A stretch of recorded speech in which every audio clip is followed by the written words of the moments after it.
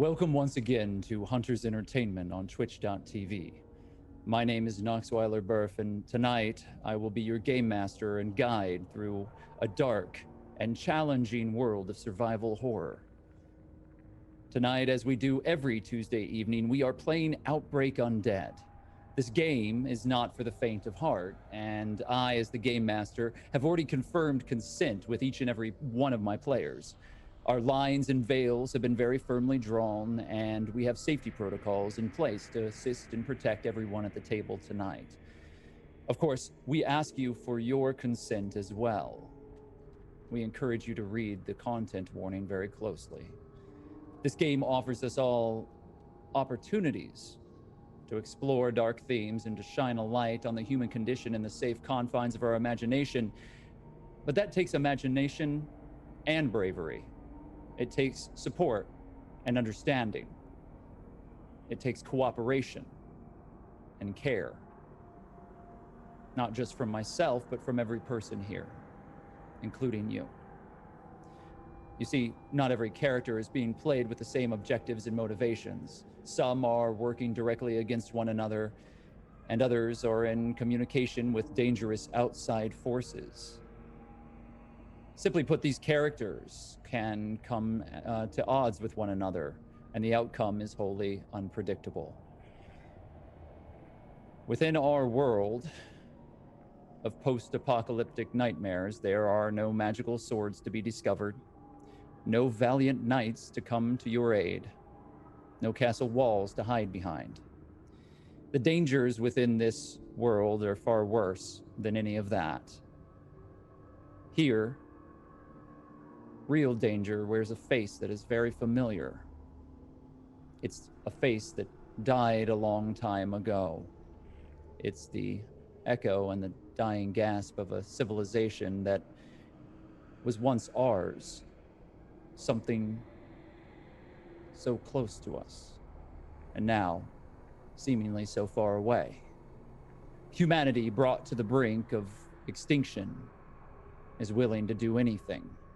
And tonight, we are going to explore that and see just how far some individuals will go to survive and what the price might be for that survival. We're going to explore humanity in a way that should be illuminating and frightening. But in that darkness, hope burns the brightest. In our post-apocalyptic nightmare, in those shadows, we hope to ignite a spark. I would like to thank both JB Jara and Alex Hillman, and in fact the entire Hunters team, for helping us to make this campaign happen tonight. Without their steadfast devotion and hard work behind the scenes, we would not have a campaign to share with you. For each of you, if you are new, we entreat you to sign up to the Scry program in our panels below. You can engage in the communities of the apocalypse directly. There, you can take on the role of a survivor yourself and help to divert resources and goods to where you think that they are most needed. Make no mistake about it, your choices tonight will mean the difference between life and death, not only for the various settlements within the Rag and Bone universe, but for each and every one of the survivors here at the table. Some thresholds have been made, others have been abandoned due to their cost. These choices are not simple. We've designed them to be complicated. You may think that you're doing a great service to them, but perhaps you're doing great harm. There's only one way to know for certain. You must step into the darkness bravely. Arm yourself with your instinct, your intuition, your heart, and do what you can to help them. They need your support. Our tireless Undead moderators are currently in the chat, and they're prepared to help you by answering any questions that you may have. They're here to support your efforts, and we ask, as always, that you give them your gratitude and deepest respect. If you enjoy this content, we ask that you continue to make noise for us on social media. We hope to grow and to bring more survivors into the fold of our survival drama. We can't do that without your support. You can join into our Discord and you can find others that also enjoy this particular brand of Dark Ride. You can join forces, make plans, and help us to show you everything that this game system is capable of. Enough of all of that, however. Allow me to introduce you to the players in tonight's little nightmare. Michelle, welcome back. We're glad to have you once more. Would you like to tell everyone a little bit about yourself, what you do on the internet, and who you'll be playing tonight? Sure. Hi, everyone. I'm Michelle Bradley, back again for more zombie action. You can find me here every Tuesday, obviously, and pretty soon over on Official Paizo's Twitch channel every Wednesday. We haven't started our thing yet, but it's a new season's coming at you real soon. Also, this weekend, if you are into anime, perhaps I'm going to be one of the hosts for Anime Expo Light. It's a completely online convention this year again, and that'll be Saturday and Sunday with content starting from, I want to say, like noon to all night, and then through all the way through Sunday. So yeah, please join us there. It's very exciting. On this game tonight, I am playing Faith, and some bad stuff happened last week, but Faith doesn't know about it. So Michelle knows about it, but Faith was helping Camila.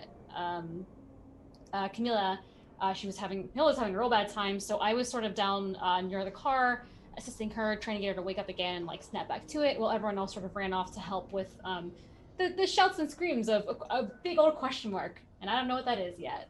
TBD.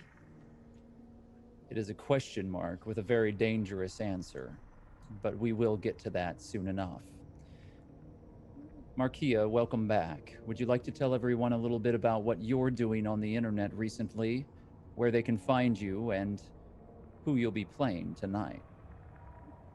Hello, everyone. I'm Markia McCarty. You can find me on Twitter and Instagram at Markia McCarty. Twitch is Darth Markia. Facebook is Markia TV. Yeah, so a couple of announcements of things that I'm doing. So this Thursday at 8 a.m. Pacific time, announcing that there is going to be a season 2 of Kids on Bikes. The show is now called Trouble in Techburg. This will be on Pixel Circus's Twitch, sponsored by Roll20 and also Hunters Entertainment. So I really hope that you'll be able to join us. Season 1 is available on Roll20's YouTube, also on their Twitch. It did previously run on their YouTube. Our GM is Sharif Jackson. You may know him from Rivals of Waterdeep. The cast also includes Noir Enigma, Kaylee Bray, who you know from Pixel Circus, and also Shu, who is a really great improviser. And all of us are going to have a really good time. Our kids will be coming in from summer vacation, and we'll just see what happens in Troubles in Techburg. So, along with that, this Friday, which is July 2nd, that is the premiere of Tomorrow War. I am part of it's like a red carpet premiere that's happening with Amazon Studios. So go ahead and check that out. That'll be happening during the day, live during the morning. And yeah, I have a really fun part in that I'm really excited to do. And I really hope that y'all will tune in, and also, of course, enjoy Tomorrow War, which I really liked. So there will be a lot of other really fun announcements in July coming up. But yeah, that's this week down. So for Achira, well, talking about someone being down, Achira is on the ground right now. She had to crawl away from Omar, who previously, when he was a child, was someone that she took care of. And also there was a misunderstanding of her intentions versus the Citadel's intentions. Now he is all grown up and murderous and vengeful and was hunting her. She chose not to kill him, but that didn't spare his life, because fate had something different planned for him. And now, probably tonight, we are going to see the fallout from that. I promise you that the fallout is incoming very quickly. Luis, would you like to talk a little bit about who you are, what you're doing across the wide world of entertainment, and also who you'll be playing tonight. Yeah. Hey everyone, I'm Luis Carrazzo. I'm here. Obviously, yeah. I also play Nines Rodriguez on LA by Night, which is going to be returning shortly.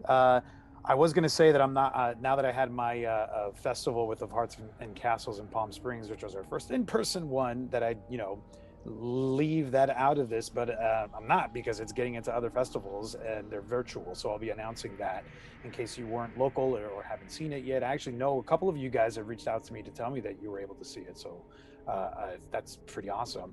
Also, I don't know if you guys watch a show called The Circle on Netflix, but I am in a movie with Joey, who won the first season. I don't know if you guys know who this is, but now I know that our film is almost done. So at the end of July, or maybe early August, I'll be able to make a pretty cool announcement about that. But it's almost done, and it's a pretty crazy drama. It's called Young Lion of the West, so you guys can actually look it up. It's there's some info on it. There's even a trailer. You'll see me in the trailer being really mean for a moment. But yeah, so it's about drugs and gangs and all kinds of fun stuff. Not vastly different from that. Lampwick.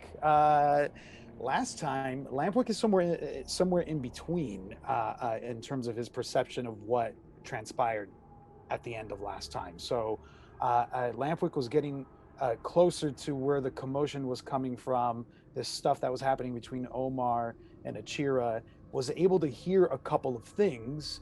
But one thing that I think is important to remind everybody is that Lampwick for a while has been with the Shepherds, and they're kind of a cult-like organization, but they seem to have this unique relationship with the undead.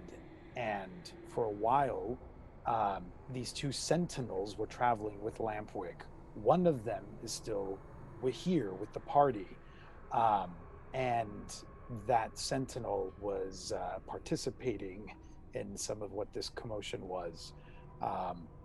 So hopefully Lampwick doesn't get blamed for any of the shit he did. But Your apparent guardian has perhaps gone too far. Maybe. We will discover that as we move forward. Melee, unfortunately, is not with us tonight. We wish her well, but you'll be seeing more of Rowan, both as an NPC tonight and hopefully in future sessions. Each of you have worked within our chat to ensure that our goals have been met this session. There is one additional competency point that is going to be given to the players, and I have a feeling that it's going to come in very handy for them. Every time that we reach 15 subscriptions or make our follow goal, we will be offering an additional competency. I have also offered an additional boon to those who are able to help us to increase our wiki capacity. Currently, we have a Rag and Bone Outbreak Undead wiki that we have begun. That is thanks to some of our stalwart community members. If you're able to add to that, and if the percentage of pages is met each and every week, I will add an additional competency point. They did receive that additional competency point this week. So there are, in fact, 2 that they will be granted. As long as that continues and as long as you support them, their chances of survival increase. If you've discovered the scry, you'll find more ways to aid them this week, but it is getting dark. The road is long. There are many things that must be done tonight. We'll be right back.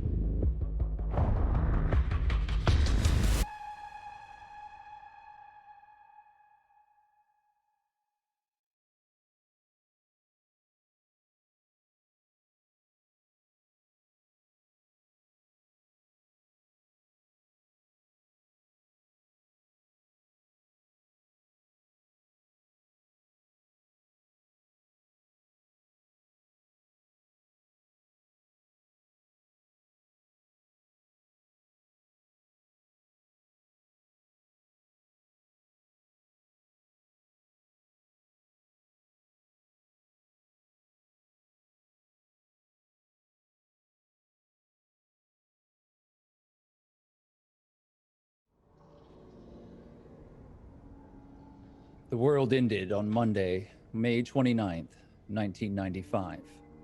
The sky fell, and the dead would not die.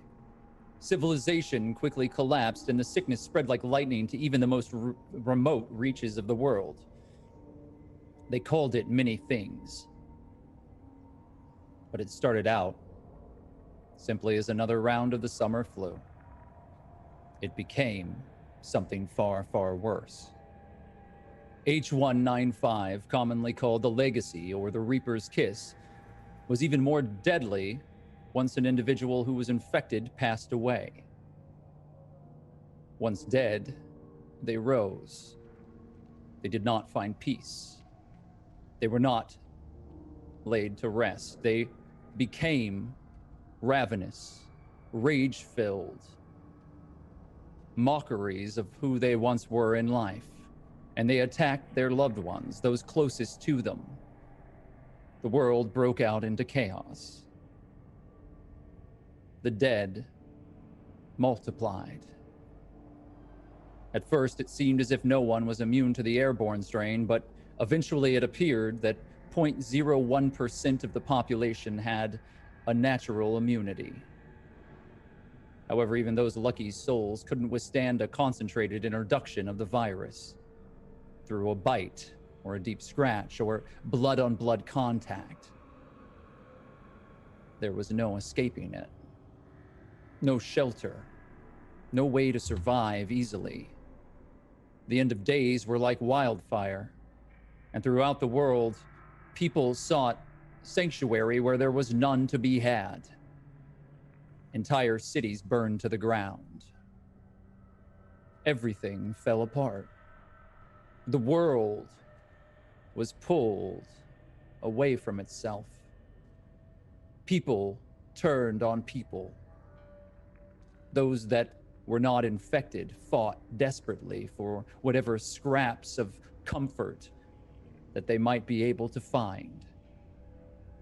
Food became worth more than gold.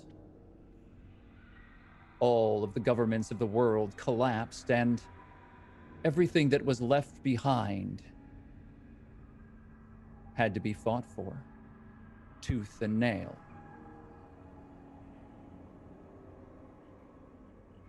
Entire cities gone in the blink of an eye. Some, however, survived. And for the next 25 years, life has miraculously struggled forward. The world now is a fractured place.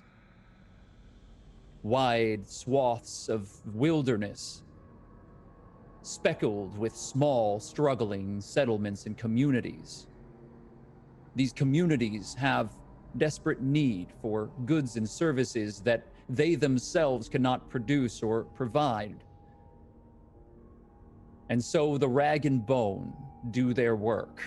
Merchants who are brave enough, strong enough, daring enough to work their way between these communities, bringing those goods and services to them, saving these settlements from the horrors of starvation. Now, these scattered outposts all across the Midwestern United States and beyond are tied together by these groups. The Enders Line is one such group that uses railway tracks to connect them all. That group has scattered. They are being hunted. The remnants of it are lost in the dark, with very little hope remaining to them. They are a lifeline still in a world that belongs to the dead, but we can only wonder how long do they have before they join those ranks, before their numbers dwindle and all hope is lost.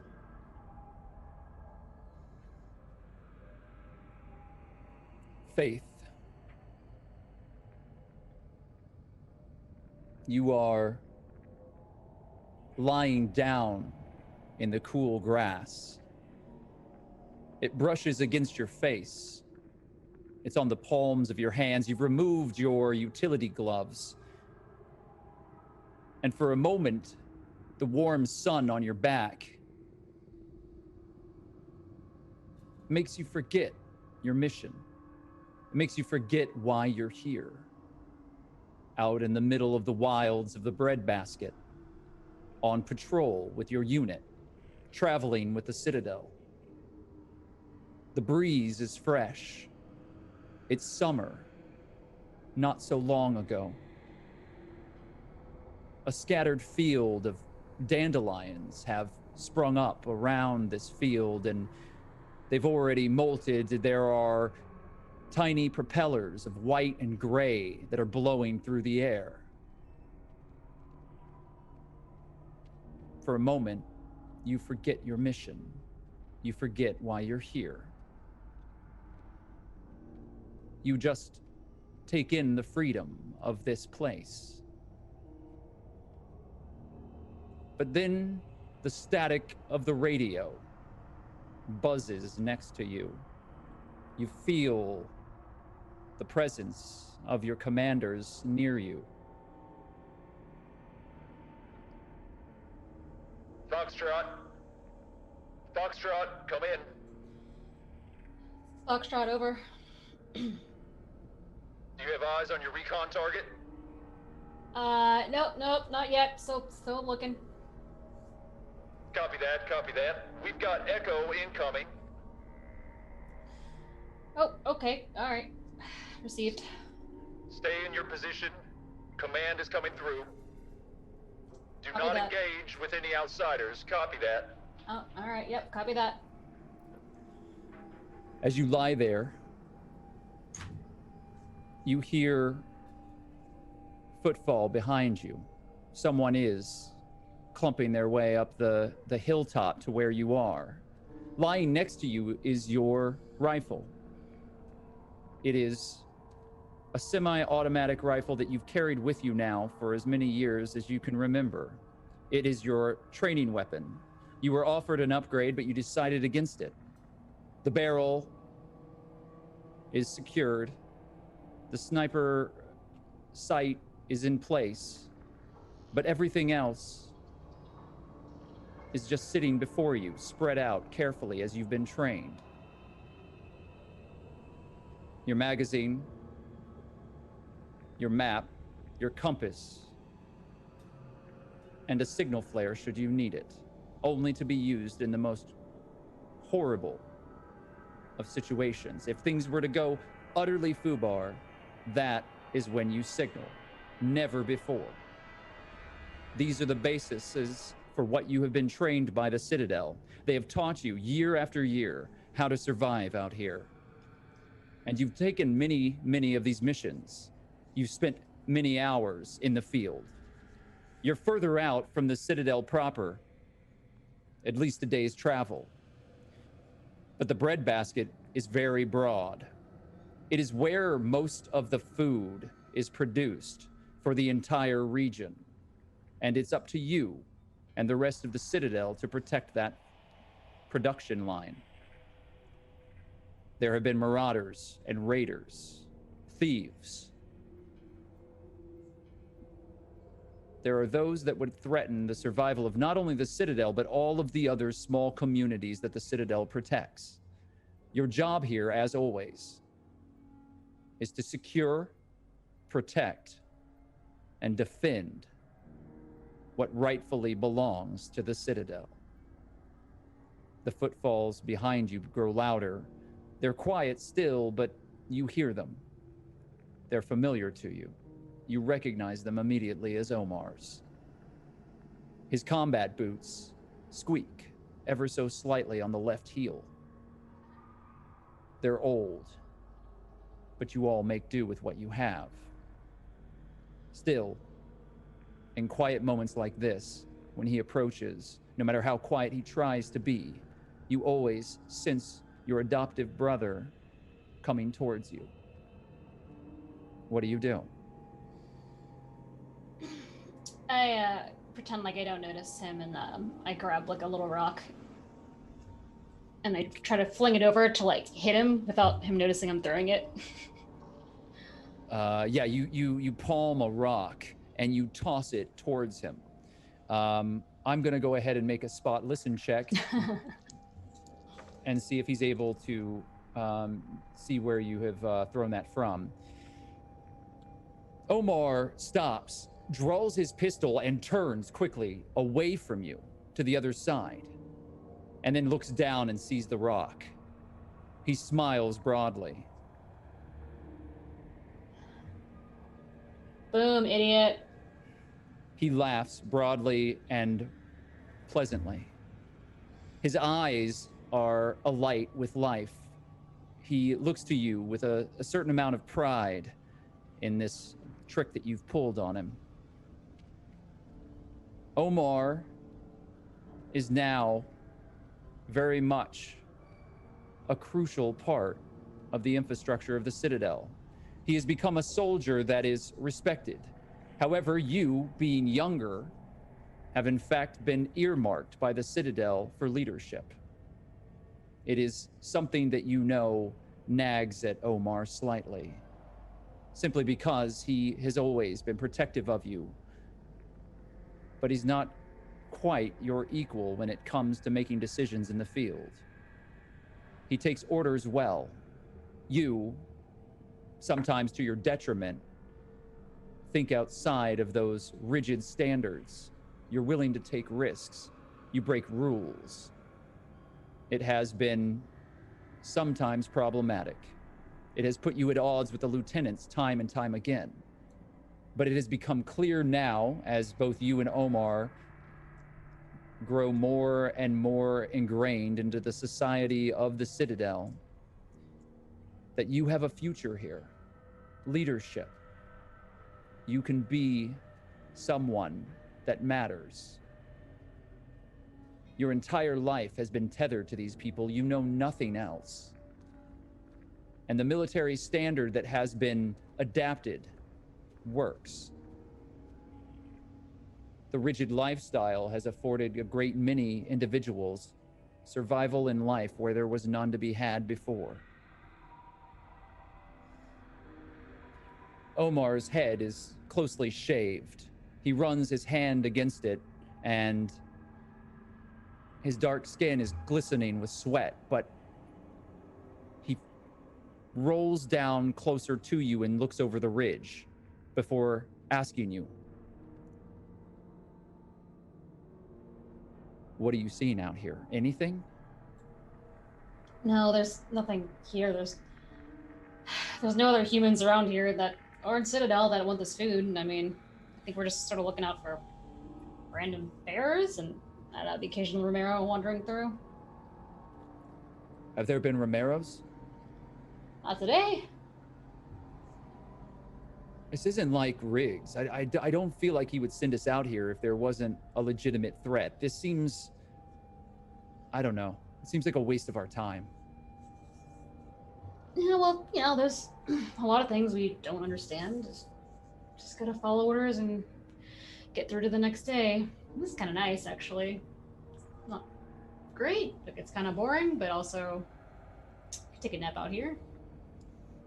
Yeah, I guess it's not too bad. I guess we could be on latrine duty. Yeah, no thanks. Or cleaning out the swimming hole again. Yeah, they gotta stop calling it the swimming hole, because that makes it sound like it's something nice, but it's like really not. Make a spot listen for me, Faith. Okay.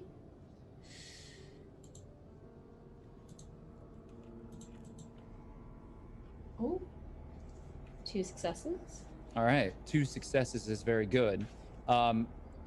There is movement on the far horizon. You're seeing in between the tree lines to a forest and on the other side of this field, a couple of shadows that move. And at first you think it might be a deer or some form of forest life. However, you notice that it's not alone.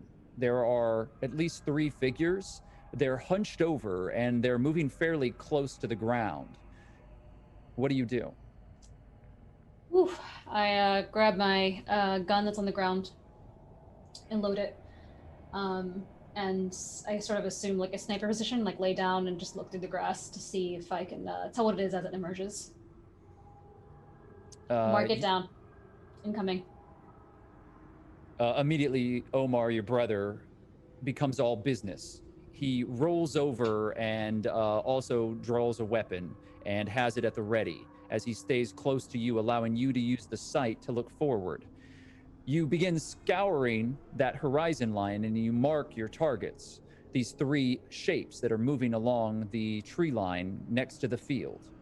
They are, in fact, covered in camo netting and other various shrubberies that they've grabbed and hang from themselves to try to make themselves blend more into the undergrowth of this forest. And as they're moving, you're seeing two larger shapes and one smaller shape. Oh, got some idiots down there. All right. I'm going to try to fire is the front shape a larger shape? Yes. They're like in a line. I try to shoot in the path of the front one. I figure if it's a human, probably, hopefully, it'll get scared and turn around. If not, then I've got to shoot to kill. Okay, you begin to mark your target and you're about to fire. Your brother Omar takes his radio. It's a large, clunky, handmade battery-operated radio that was once a military-issue model that has been heavily modified by individuals at the Citadel. He flips it on and he reports back. Command, I think we've got something. I just met up with Foxtrot and we have movement. There are three of them. Well, hot diggity dog. Roger that. I'm gonna bring a couple of friends and we're gonna come clean up the mess. Do what you gotta do. Make sure they don't get anywhere near those storehouses. Roger. Oof. Looks like you're clear to fire. Well, I assumed I was just getting ready. Okay, let's do this. So go ahead and roll your rifle. Okay. If you'd like to fire at you're firing in front of a warning shot in front of the big. Yeah. Figure. Okay. Yeah. Go ahead It's a and long roll. gun. Yeah. Okay. Yeah, it's long gun, so you're going to be able to make the shot from your current location without any sort of negative modifiers. Okay. Okay, so you have 1 degree of failure. Do you wish to keep that degree of failure? Yeah, I'll keep it. You don't hit the ground in front of the figure. You hit the tree behind them, and it's a little closer than you intended. Immediately, all three figures drop down. Faith, they know that we're here now for sure. What are you going to fire again? I mean... Yeah. I just was hoping they would run instead of just laying down there like a bunch of idiots. Yeah, they just dropped. Omar stands and begins making his way towards the tree line. Yep. Gun drawn. I go do the same, and my intent is to get in there as covered by the grass as we can. I'm not sure how high it is, and keep shooting to kill this time since they didn't run. All right, so you start moving closer and closer to this tree line. If you're trying to remain, it's an open field, but if you're trying to remain somewhat out of sight, go ahead and make a stealth check. You do have 3 dice of difficulty that you need to add to that roll. Never mind. They know where I am. I'm not gonna be stealthy. I wasn't aware if it was like super tall grass or just like a cornfield. It's tall enough that you can get some cover, but not much. No, screw that. Just go real fast and shoot is the thing I'm gonna do. All right. Omar does duck down and is moving a little more slowly and carefully than you are, but is covering you. So he goes out about 50 feet away from you and has his gun kind of aimed in the spread in front of you, so that as you move forward, he's covering your pathway. And you begin getting closer and closer to this tree line. Is there anything that you do once you hit the tree line? I would sort of like just like hunker down again and take another shot.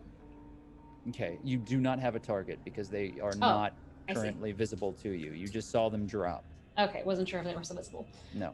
Okay, well, since I'm about the tree line, I would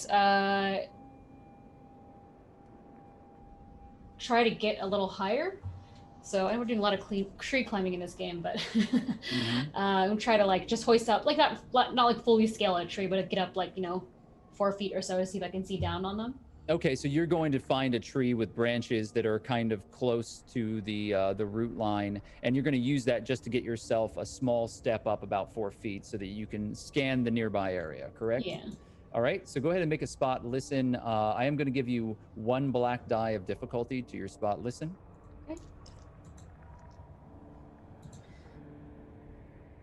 Should I use my recon gear, or is this climbing gear? That's something. You can use your recon or your climbing, but you can't use them both. Oh, right. Yeah, I was gonna say. Climbing makes more sense than recon. Okay, 1 success for climbing up this tree. Okay, so yeah, you make your way up the tree and you start looking, and you do find one of the shapes. You don't see it clearly. It's hiding on the other side of a fallen tree. There is a large log that is blocking the majority of the body, but you see what you think to be a shoulder that is wrapped in all of this ghillie suit. I take aim and shoot. Okay, go ahead and roll to fire. Okay. This is your long gun again. You raise your rifle, you take sight on your target, and you pull the trigger. There is another crack in the quiet of the forest. So many successes. That was 4 successes. You have 4 degrees of success, which is a critical success. It's not a headshot, however. Actually, it is a headshot. So you have shot this individual. You see the figure drop to the ground, and they had moved just slightly. You were able to get a full sight of their head, and you are doing a headshot. So hold on here. Yeah, the individual is clearly dead. The body drops to the ground and rolls out of the way. Immediately, you hear a child crying, and the ghillie suit falls away, and you see a woman's blonde hair sort of roll out from underneath the ghillie suit. Try to give you a warning shot. Get the fuck out of here. Gonna have to kill you all now. I'd listen to her. She does mean that. You get 1 chance at this. Come out with your hands up, or you're done. You fucked with the Citadel. There's no response. There's the crying, and it's echoing through all of the forest. You hear branches moving somewhere in the distance, the breaking of twigs, clumsy footfall, as the stumbling figures of 20 Romero begin breaking their way out from the tree line. They're moving quickly towards the sound of the gunshot. Faith, what would you like to do? Well, that sucks, doesn't it? All right, you two, you're gonna have a a really quick, nice death from me, but you fucked up. So good luck with these guys. I'm gonna turn to Omar. Omar, let's go. They're not gonna be able to get away from those guys, but we can sure as hell scoot. He grabs your arm. Let's go back up to the clearing. I'm gonna go get the kid. What? Why? We can take the kid back to the nursery. You know, the Citadel's always recruiting. We could raise the kid there. I'm not leaving the kid here. Okay, fine. I'm not gonna leave without you. So go get the kid. I'll cover you. Yeah, just cover me. I'll just be a couple of minutes. Fine. Hurry the fuck up, Jesus. He skates down the overgrowth and starts making his way closer to the fallen log. As he begins moving, the screams of the child are louder, and the breaking of branches and Romeros all seem to be congregating in the exact same place. Gunshot forgotten, the screaming child is drawing all of the dead. You see Omar get to the tree. Make a spot and listen check. Okay. 1 degree of failure. Are you going to write out that 1 degree of failure? Yes. I'm gonna leave it for now. As Omar turns the corner and begins to reach down to grab the small child, which is, it looks like perhaps the 3rd ghillie suit, a 8-year-old perhaps, screaming in fear, their dead mother in front of them. Omar reaches down to pick them up, and a figure steps out and puts a gun to his head. Omar stops and raises his hands. What do you do?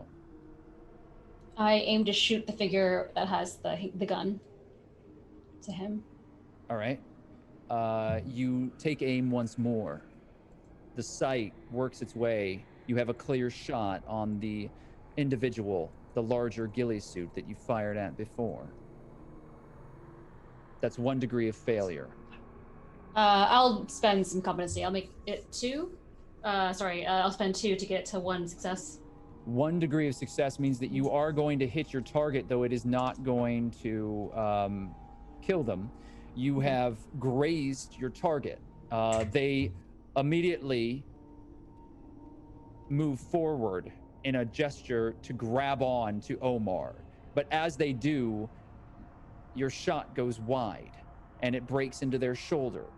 The figure drops to the ground and rolls. Omar grabs the child and starts running towards you as the dead break out from the tree line. What do you do? Well, they got a fresh meal. Let's go. And I'm gonna just try to make sure the path is clear for Omar to run forward with the child, because he's probably running slower than I could. And I'm gonna cover their back as they get away. This child, again, you're assuming around 8 years old, is fairly large and is wrapped around Omar's chest and sort of hitting him wildly as Omar continues to fight. It is slowing him down considerably, but he doesn't let go of the child. He continues to run towards you. The dead begin swelling as the Romeros rush over like water the wounded man that you have just shot. He screams, but as both of you charge through this forest, eventually you don't hear him screaming any longer. You just hear the groans and scattered gurgling mass behind you. As like a tidal wave, it gains strength, coming closer and closer. Both of you break out of the tree line. Do you continue to run against the open field, or do you run along the tree line? I would head for the open field. I assume that's where Riggs and them are going to come through. Is the kid still screaming as we're going through this open field?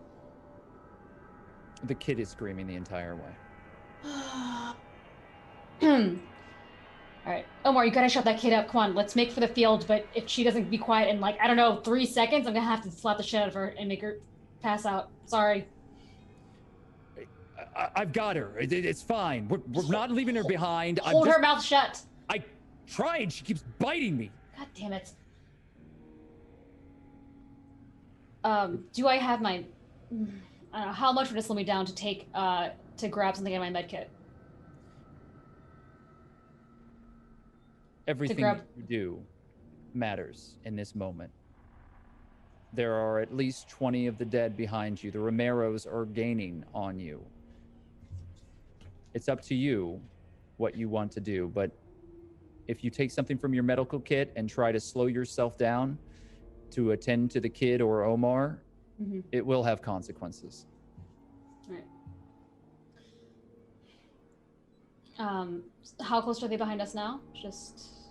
as you caution a glance, you see Omar pushing his way up a ridge behind you, about to break free into the open field where you're standing.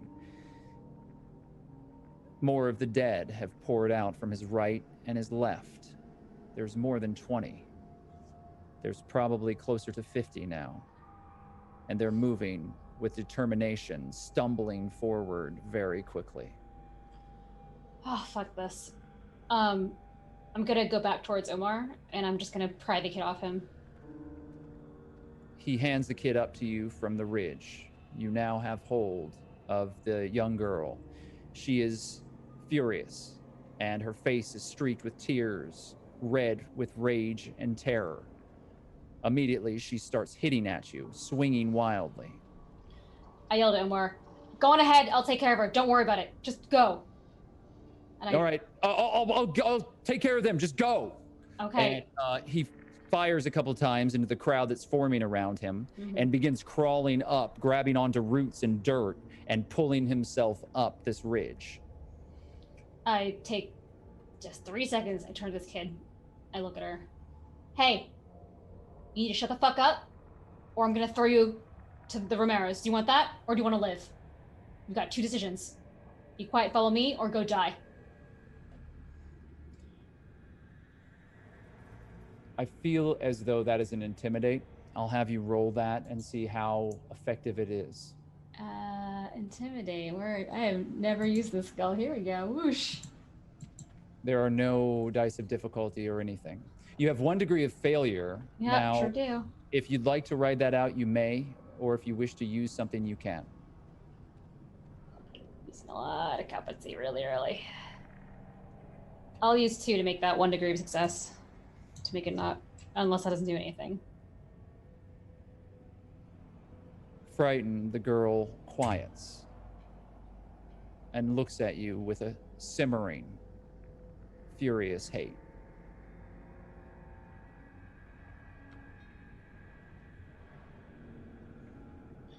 What do you do? Grab her hands, and I say, "Okay, so quiet and let's go. 1 wrong move for you, you're back down this hill. She nods. Let's go." And I start dragging her up the hill as fast as we can go. You're slowed down, not from some willfulness on the part of the child, but the child is smaller than you are, stumbles, is not trained in this sort of movement through terrain, not in the same way that you are. She weighs you down. You watch as your brother stumbles, fighting the dead, and then it happens.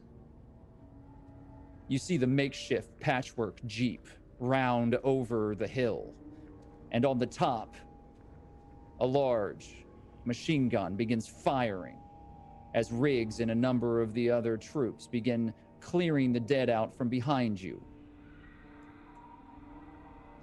Where do you go? So is Omar, so if the Jeep is here, is Omar like toward the left of it or to the right? Like where am I in relation to the Jeep and Omar? The Jeep is in front of you in the open field, further out. It has just burst out from over the ridge that you were originally sat upon. Okay. That Jeep is firing past you into the horde of Romeros that's pouring forth from this forest. Your adopted brother, Omar, is firing quickly. You are about in the middle of the 2 groups. Omar, now a little more freed up, is able to start to break away. Okay. I would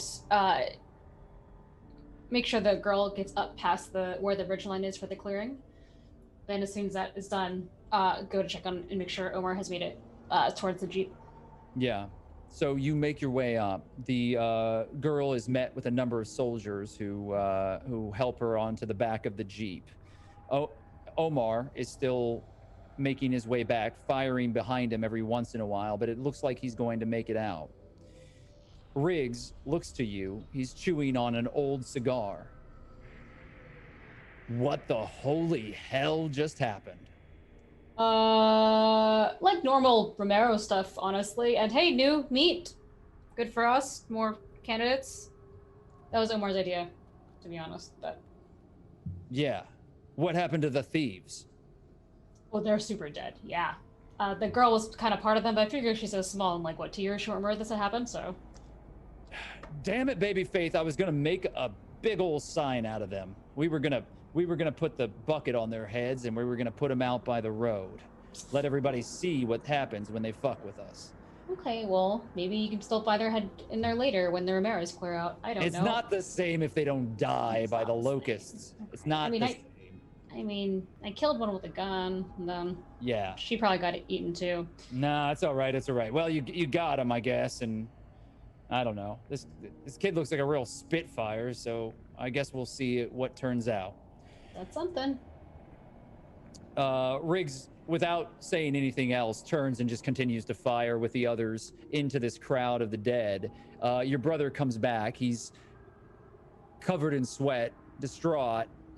He doesn't seem to be bit. There's no real damage done here, but it was a close call, closer than it should have been. He sort of slumps down next to you and grabs a canteen, pours it over his head, and then takes a deep drink off of it, offers it to you. Thanks. How to get a kid, huh? Couldn't just use her as bait. No, not that. Look, I can't do that. And I don't think you can either. What's more important to me than strangers who are trying to steal our shit is you. So, part of me, if I have certain things that are, you know, important in my life and not just randos. Yeah, they were thieves. They got what they had coming. But that kid didn't get a choice, you know? I guess. I mean, yeah. I mean, you're right. You're right. I'm always keeping my eye on the end goal, which is to keep people out of, you know, where we have our shit. And I don't know. That just seemed like it was a lot big. We almost fucking died. That was not super great. We didn't handle that very well, did we? No. Now we'll have to do better. But listen, that's just it. You always do better. You're always improving. Faith, I've seen what you can do. You're good. One day you're gonna be one of them. And he sort of motions over with the canteen towards Riggs as Riggs is chewing on one of the soldiers that was firing incorrectly and is yelling at him, and his cigar is like puffing smoke all over the place. As he continues to chew out this soldier, you can see him just barking like a dog right at this private who is sort of terrified by the presence of this man. Well, I mean, sure, that's a possibility. I think, I don't know, what else am I gonna do, right? Just sure I don't hope I don't end up as ugly as them. Yeah, that tends to happen. Leadership doesn't sit well with anyone at the Citadel. But command has power, you know? And if you get to make the decisions, you know, things might be able to be a little different. Yeah, they're fine now. We made it. Yeah, they're fine. Things are fine. We're doing well. Citadel gave us a life, and I stand by that. I will always protect them.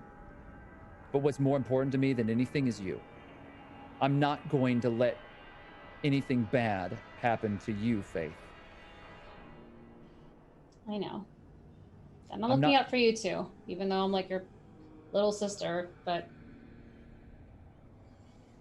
You haven't been my little sister for years. You're better than I am. I don't want you to turn into them.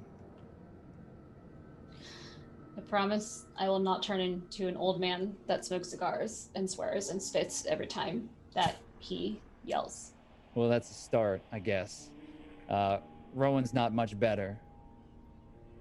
She's fine. Well, we'll have to see. Look, I appreciate what you did, but not kids. We gotta try to save them. All right, just all right, but we save the kids. Not kids. But listen, if it's them or us, you know, you and me specifically, not. Yeah. If it comes to that. Yeah. If it comes to that, yeah. Okay, fine. No kids. The two of you sit there and drink from the canteen for some time. Eventually, the unit gathers up and travels on.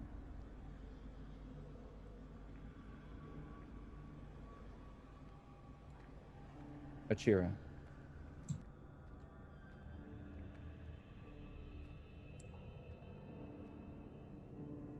You're covered in blood.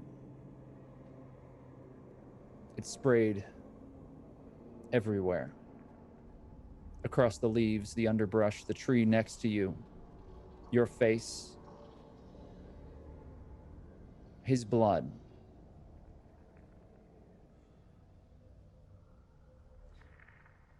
On the ground, his weapon lies in front of you. The ragged figure standing in front of you looks like it's been through utter hell. The silent sentinel's mask has been ripped. Its clothing slashed.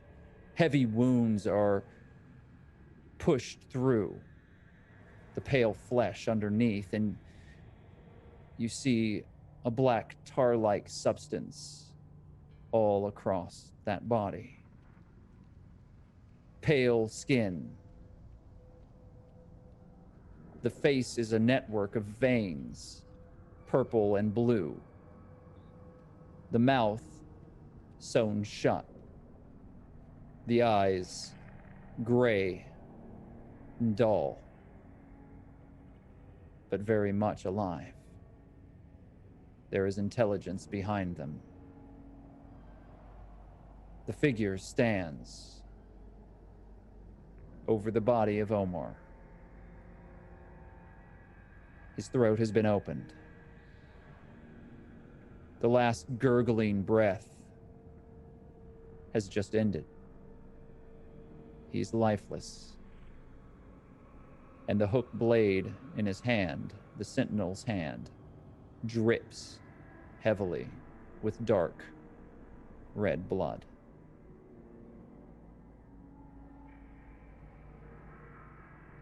What do you do? Why would you do that? Why? I disarmed him. Achira looks over at Omar, while she also comes to the realization that the silent sentinel killed him, but did not do anything to the brain.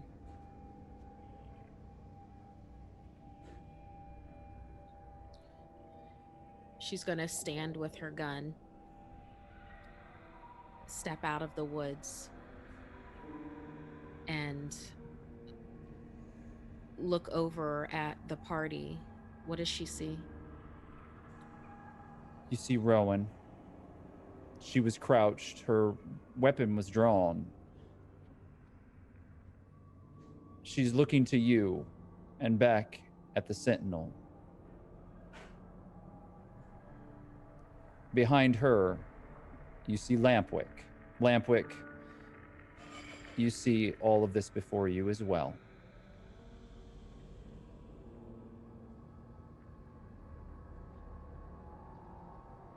Chiro looks over at Rowan. I had disarmed him. I could have. She fires 3 times into the head of the sentinel.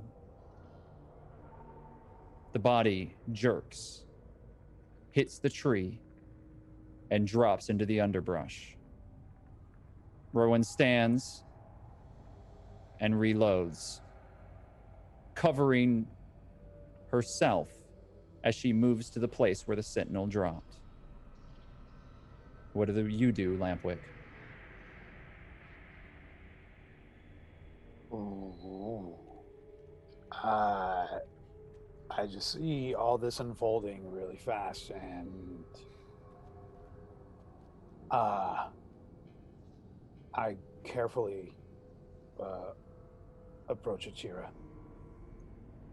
Hey, are you okay? Lampwick, I could have.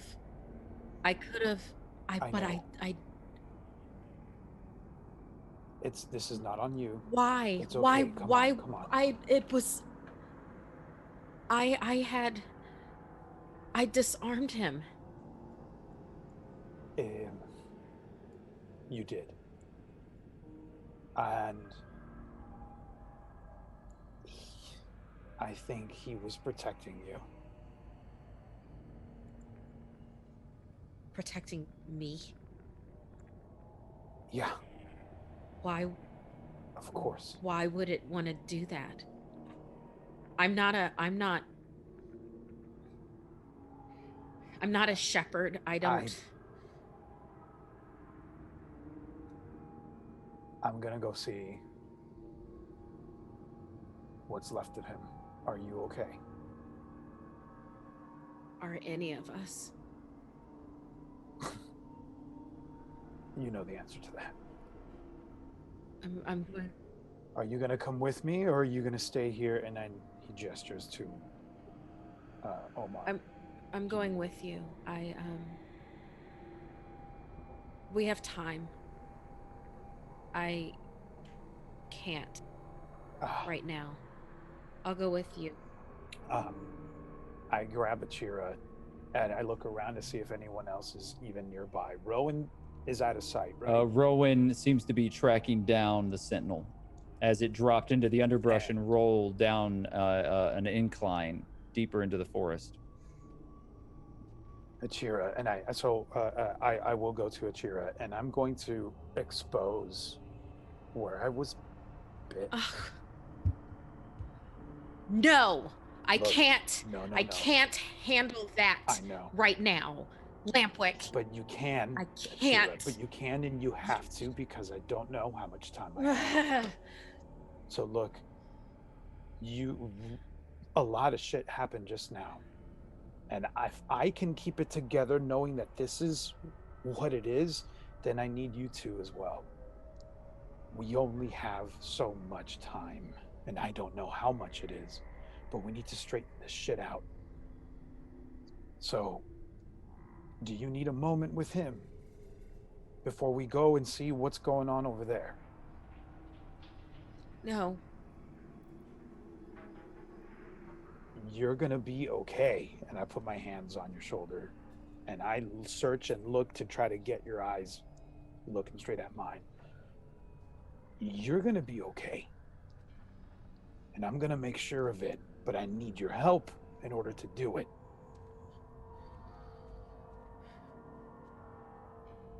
Let's go see what's happening over there. I'm gonna start to. I can be okay. I can be okay. But not for long. Achira, I need you to make a composure check.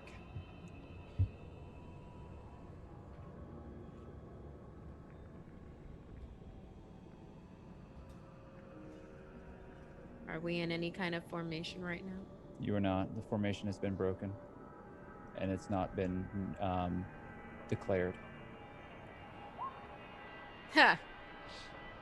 I don't think you're going to be able to buy your way out of 5 degrees of failure on this composure check, but I also think that it's fitting.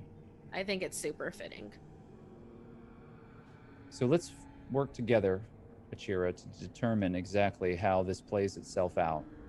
With 5 degrees of failure, you and I need to determine something detrimental to your situation.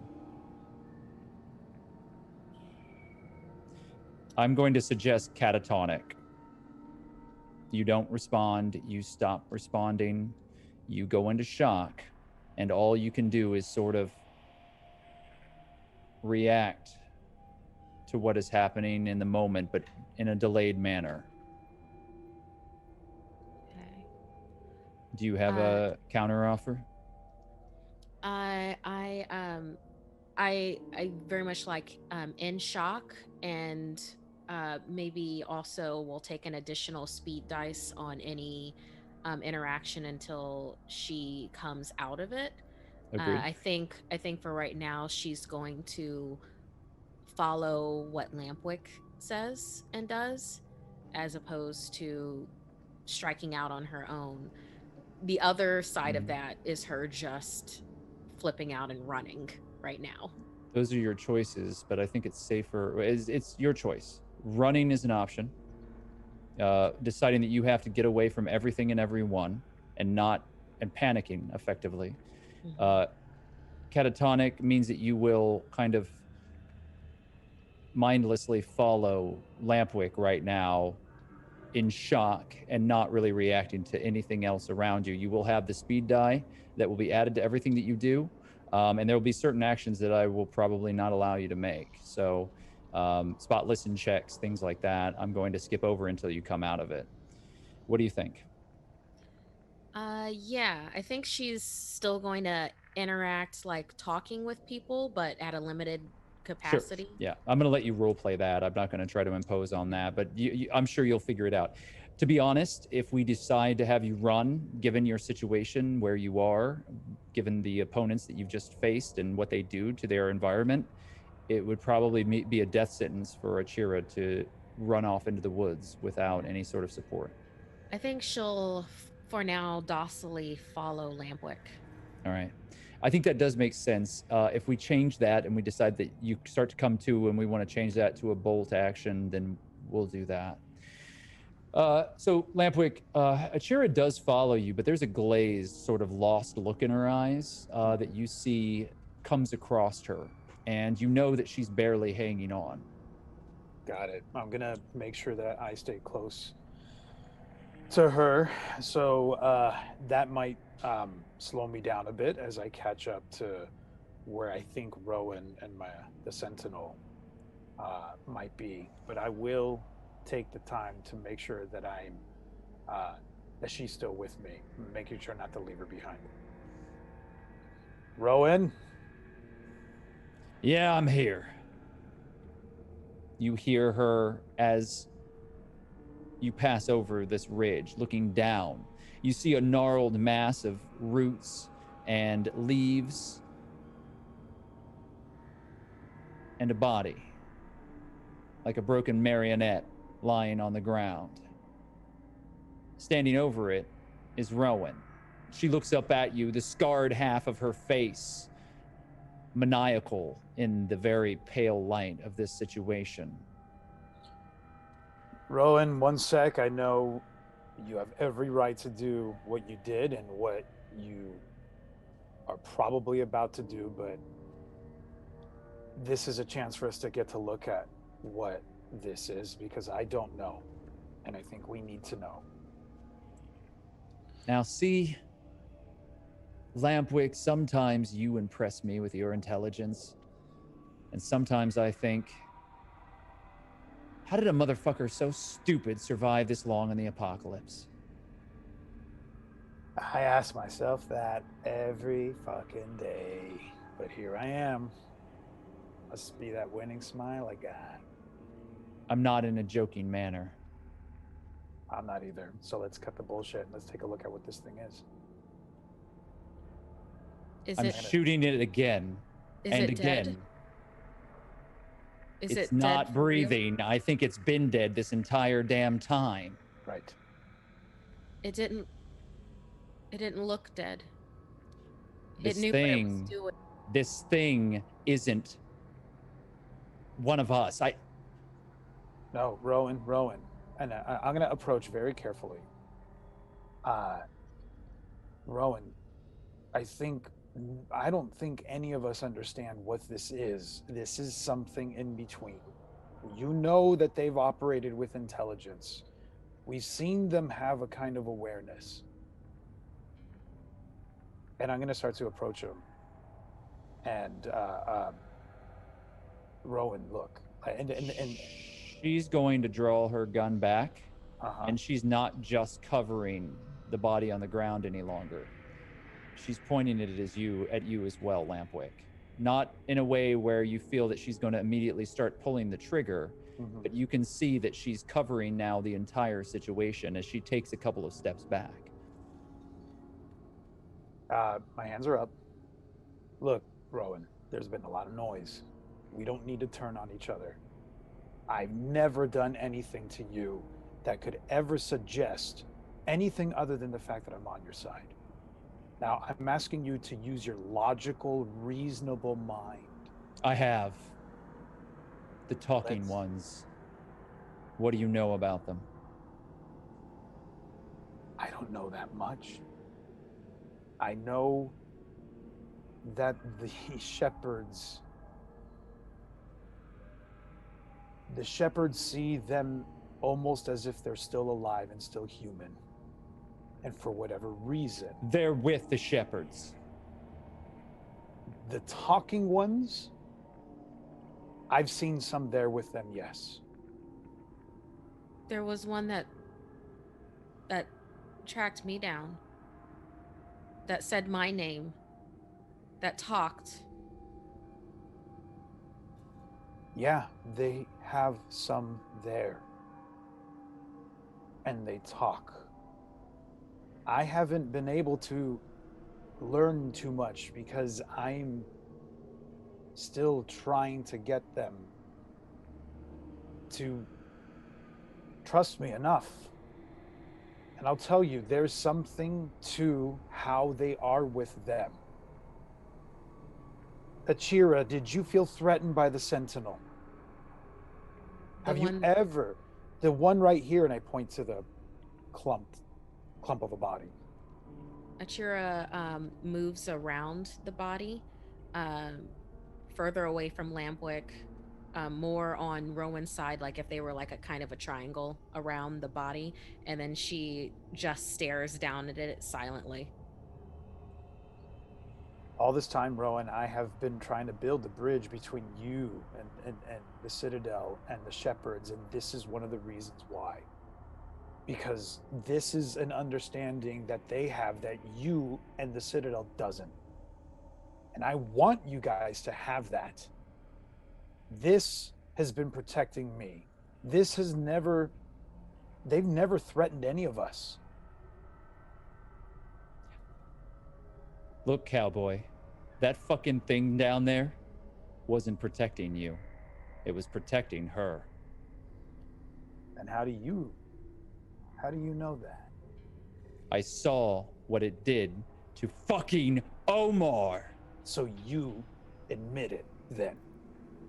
You admit that this had an intelligence and maybe even a compassion and an awareness that's far beyond what we ever expected from the Romeros. You've seen it with your own eyes and you just admitted it. It helped me set the cabin on fire. How did it do that? I was gonna set it on fire myself, and it saw what I was planning on doing, and it poured something flammable on the cabin, or it lit the light. It helped me after it realized what I want it to do. There was a lot going on, so I didn't think about it too much, but it did do that. I just want to take a closer look, Rowan. I just want to see what is underneath this mask. Let me be crystal clear with you, Lampwick. We traveled together, and look, I understand we have an arrangement. You have a connection with these people. We want to understand more about it. Sure. Yeah, that's all fine and well. This shit is next level. And I don't want either of you to forget that one of my fucking soldiers just had his throat slit by whatever the fuck it is. So if you want me to allow you to look at this thing, fine. But if you want me to forget about that, you both don't know shit about me. Oh, no, Rowan. I specifically want you to remember. In fact, let me remind you that this isn't the first one of your soldiers that this has killed. That's why I want you to understand what this is about. Because just 2 of them is what you and your team faced off with at the Citadel. You've seen what they can do. Guess how many more of them they have. They're here not as your enemies. They're here as ambassadors like me. I want you to make a persuade roll for me, please, Lampwick. Can I convince you to allow this to be a coax? A soft persuasion, if you will. Yes. Coax it is.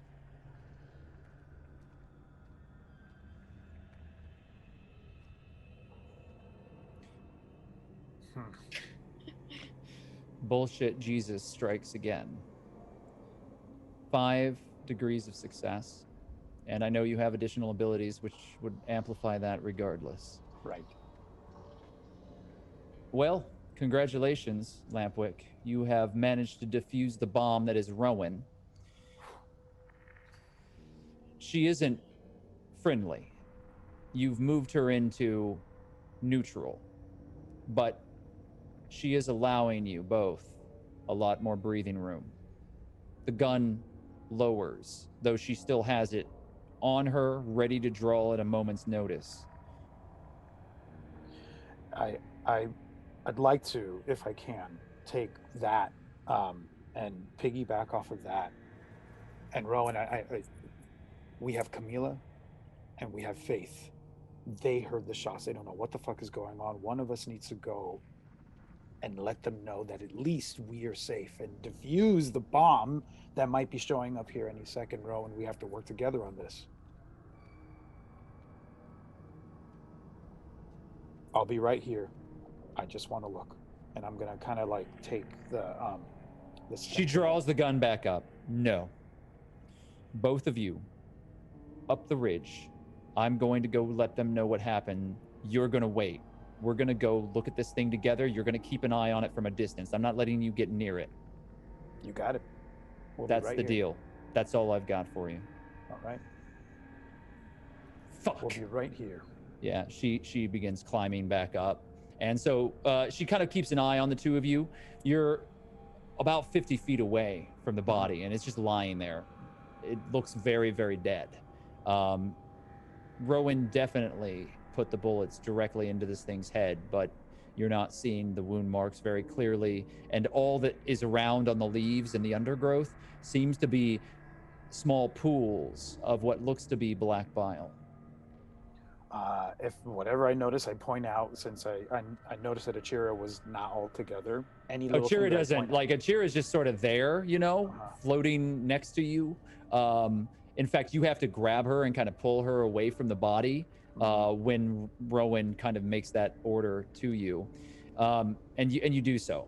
I'm going to give you and Achira a minute or two to role play, and then we're going to go see what Faith is doing in the road.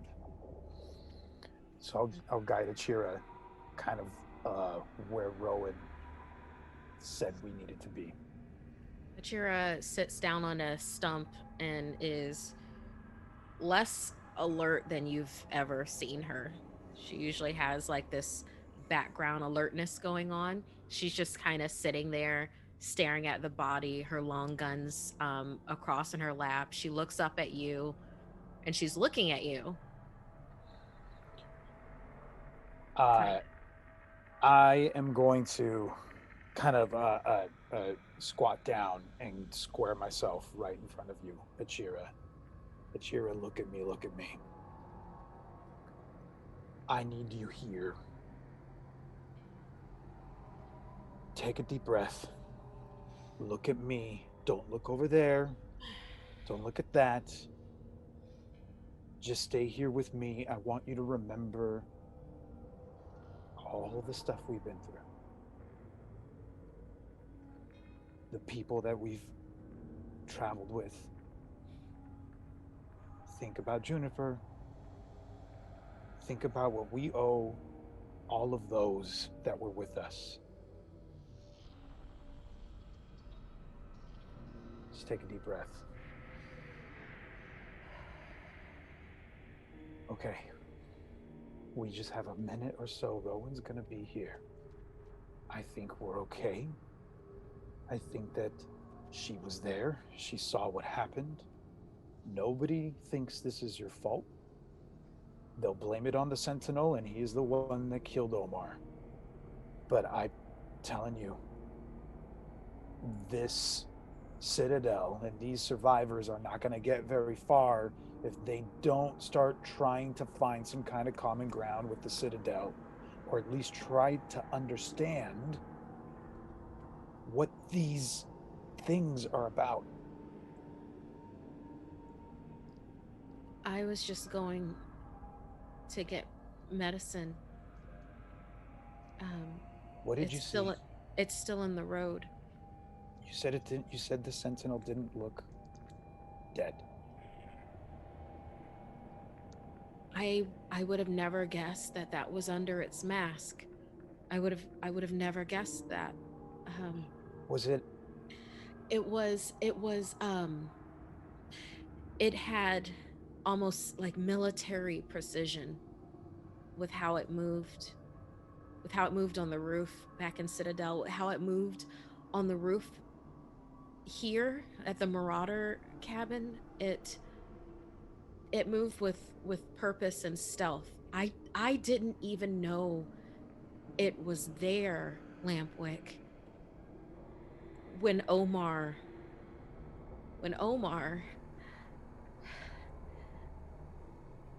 when Omar was hunting me.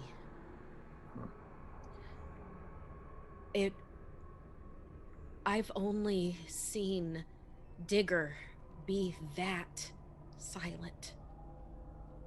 I need you to do something for me, Achira, before we run out of time. I need you to look at this because I can't get a good look. Am I gonna have to? Should No. I? No. Should I? No. Do you want me to? No, I don't. I'm here, and I'm okay. My mind is here. I don't feel. After Arya, I don't think I can. You two. I'm not going. You know what? I can look. Just look. Just tell me what it looks like. I can look. Make another composure check, please, Achira. And I'm going to have you add 3 black dice of difficulty to this roll. Is there anything I can do in terms of calming other that might be able to help? Or at least I'll allow you to make a roll, and we will compare the two. God. Calm other. Should I make the roll before or after calm? You go ahead and make the roll. We're going to compare the two results. So while Lampwick will be making a calm other, which is a 1 degree of failure. I can put 2 competency in that. Okay. Let's see how Achira rolls, because it may be out of your reach. Is calm other considered a diplomacy roll? Oh. All right. Never mind. Achira, despite all of your impairment in this moment, you have succeeded with 2 degrees of success on your composure. I should have waited to burn the competency points until after the roll. You didn't burn them. I stopped you from doing so. So you made the roll. You didn't succeed. You're trying to help her, but you realize that Achira is stronger than perhaps you gave her credit for in this moment. She seems to have been focused, and you think that maybe, despite everything that she says, that for her, she doesn't want to be alone. She doesn't want to be on her own again, despite everything that she has ever said. You think that that might be something that you can manipulate, something you can use to bring her back into consciousness, this fear that she has. You're beginning to understand, Lampwick, that perhaps Achira has always separated herself, isolated herself, so that she wouldn't have to suffer through the loss of someone that she cared about again. Hey, look at me. I'm here. I'd like to be here for a while longer, but I'm not going to leave you high and dry. I just want you to look at this and tell me what it looks like, because I think, listen to me. Yeah. I'm here. When you saw that sentinel, did it look more alive than these Romeros that we have encountered all this time? Yeah. Then listen. I just want you to hear one thing. That's all I needed to hear, because look, I'm the one that has this, right? And if what you just told me can give me hope, then it better fucking give you at least half of that. There's got to be a trade-off, though, Lampwick. Of course. there's no way that you can be that and still be you. I don't know The what it world means doesn't yet. work like that. Does it Nothing works like that. Does it look There's like it's always a spreading? trade. Does it look like it's spreading? Achira's gonna go ahead and take and actually take a real look at it now. Make a first aid check for me, please.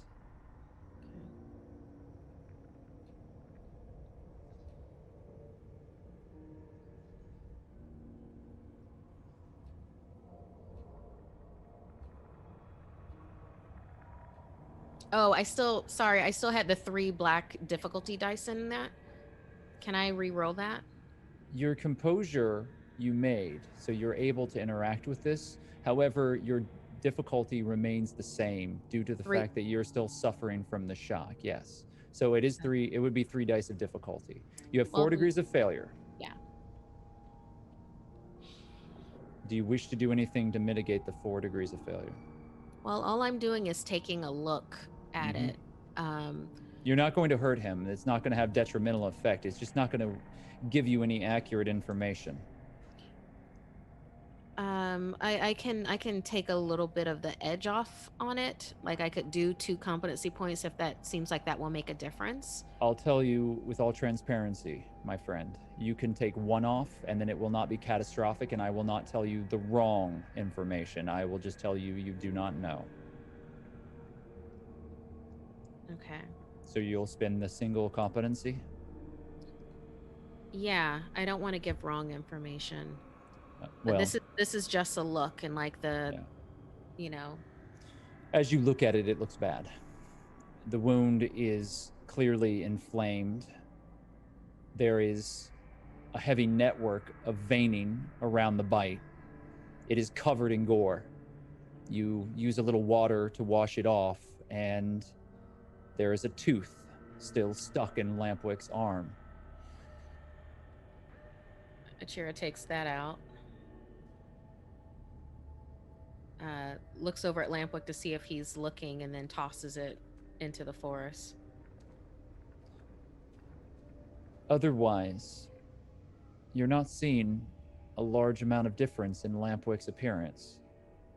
He doesn't seem sick, and he certainly isn't turning. Not yet, anyway. When Camilla was struck with the dagger from the child who was using the bone of a Romero as a weapon, the infection spread very quickly. You've seen individuals who turned more slowly, but in recent days, that seems to be more and more of a rarity. As the years went on during this outbreak, the virus seems to have learned to spread quickly, ruthlessly, giving no quarter to those who are infected. Perhaps, if they're lucky, they have 3 days, no more. You've never seen anyone who's been bit last more than a week. Lampwick, it doesn't look great.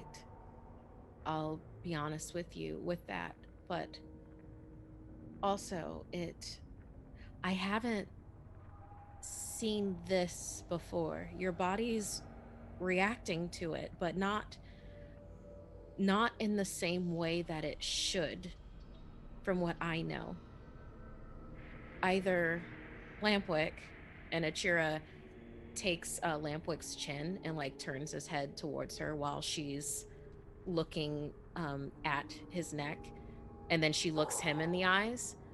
Either you're really lucky with a very strong immune system, so you're gonna last longer than others, or you did something. Lampwick, did you do something with the shepherds? And Achira has your chin like cupped, and she's looking straight in your eyes.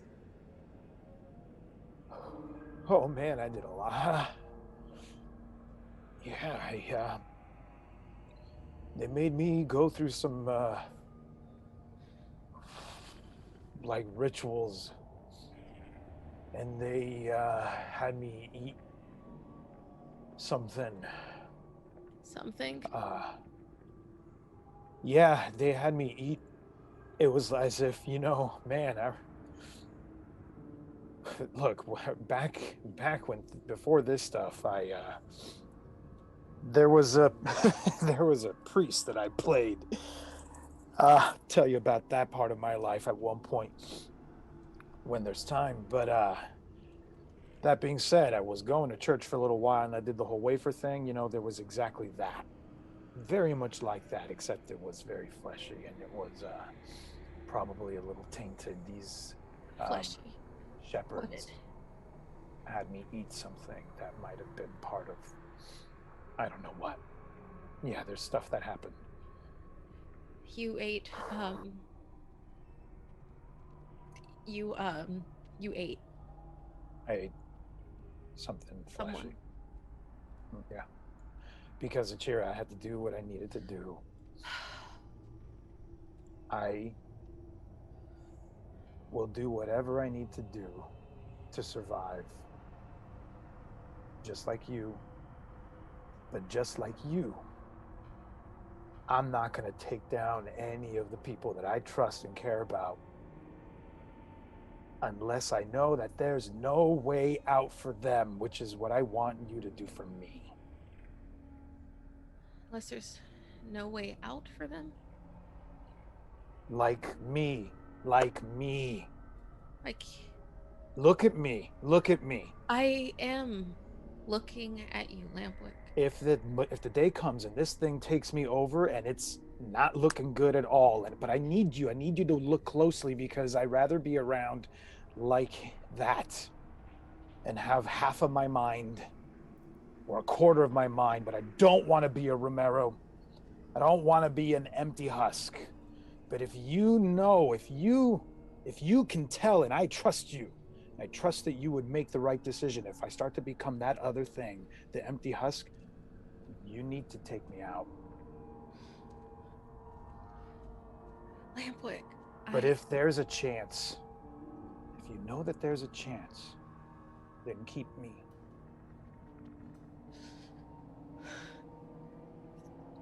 Achira puts her other hand on his cheek, so she's cupping his face. Why does it feel like you're not telling me everything? Lampwick. Because Achira, I know. Oh, I want to tell you everything. But that download is going to be... We don't have enough time for that. But I will. And in some ways I have told you everything. But I got to give it to you in pieces. Lamp. You can trust me to take you out if you cross into Romero. Will you keep me if I don't? If you know that I'm still me, somewhere in there. Would you really want that, though? Would you want to be that thing? Yeah.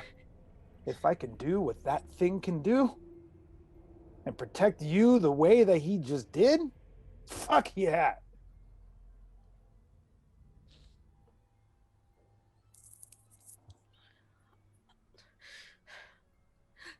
Then yes. Lampwick. I'll keep you. Meanwhile, Faith. Camilla is stable. She's unconscious. You've done everything that you can. You've used the medical supplies that you have with you. You've been waiting for Achira to return with the other medical supplies that were retrieved from the Marauder's lair. there was gunshot. Rowan, the others, they went to investigate. You've been here now for quite a while. Everything's quiet. What do you do? Shit. Where are they? It's taking too long. All right. Camila, just come on. And I just kind of want to sort of prop her up, so she's not like laying in the dirt, and put her against like something covered, sort of like earlier. Cover up. Camila, I know. Papi. Okay, not. No. Nope, not right. Okay, don't know what you're saying, but hey, buddy, Camila, we're gonna take care of you. You're gonna be fine. You gotta probably just sleep a lot, I guess. I've done everything I can for you. Just take a rest now, okay? You'll be okay for just 5 minutes, all right? She throws her one good hand up against her chest. Mi corazón es aquí. And she passes out. Okay. Oh, jeez. All right. You've got her leaned up against the side of an overturned tree, the one that was blocking this pathway. She's breathing normally. She seems to be in a very deep sleep. She doesn't seem to be in an immense amount of pain. The cauterization of her wound has taken. Only time will tell now, and some vigilance on the part of whoever looks after her. I head down to where I heard the shots and where everybody else went. Do you have a weapon drawn? Yes, I would. Still have my pistol. With your pistol ahead of you, you begin moving closer to the side of the road. There is a steep incline, a collection of roots and dead leaves, undergrowth that you move down. It crunches beneath your boots. Your camo sticks to you with sweat. Everything is thick here. The air feels oppressive. You smell black powder and blood. A figure emerges from the tree line. You see Rowan. Rowan, what the fuck? Where'd everyone go? Did they leave you alone? She has her pistol drawn, but she lowers it when she sees you. She scans quickly across the tree line, looks back over her shoulder, and then back to you. Okay. Kid. Damn it. We need to have words. What the fuck did I do this time? You didn't do anything.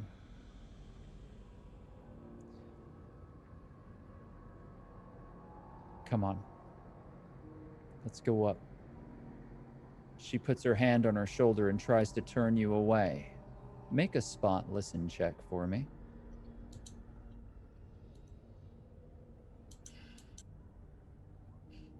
Four degrees of failure. Do you wish to alter that?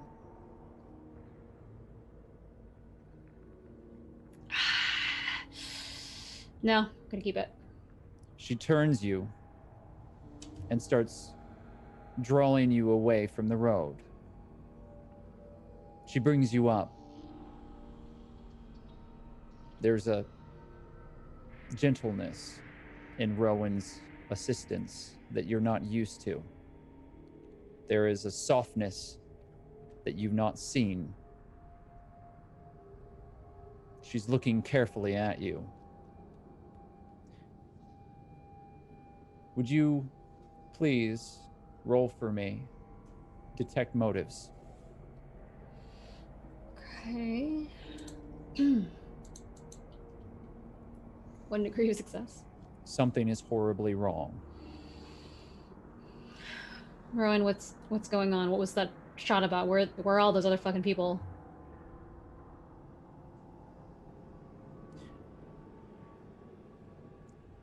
Faith, we're family. You know that. We've been through so much. The Citadel protects. It stands.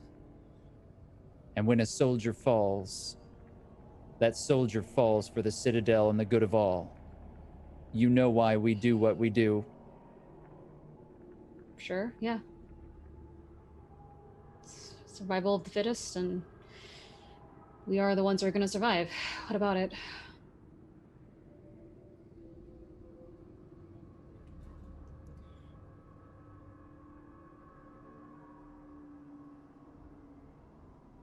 Omar's dead. What? He's not even... No, he's not even out here. What are you talking about? Now, Faith, I just want you to understand that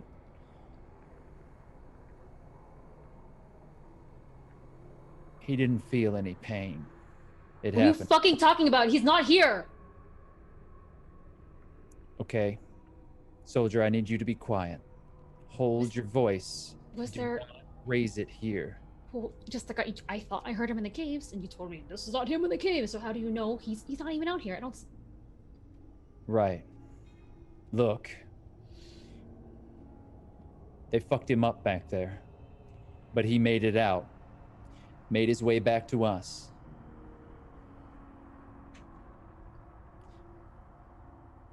But he didn't make it. They'd done too much to him. The cannibals? Yeah. I put him out of his misery. What, you mean he was turning? Or what do you mean? You know the protocol. As well as anyone. I mean, you should have let me see him first. I was just on the street. You wouldn't have done it. And you know you wouldn't have. You could have given me some time. I wish I could have. But that's not what we do. We protect each other. You were willing to let Camilla have time to think through her fucking options, and we should kill her on this fucking spot. What do you mean you're gonna wait 5 fucking minutes for me? Soldier, I need down you to the road. get your shit together. This is not a game. You know what happens out here. You know that your brother loved you. You know he would have done anything for you. I did what I had to do to protect you and him. That fucking boy was like a son to me, and now he's gone. So don't tell me I don't know. I didn't give you enough. I gave you too, everything I could in this fucking hellhole.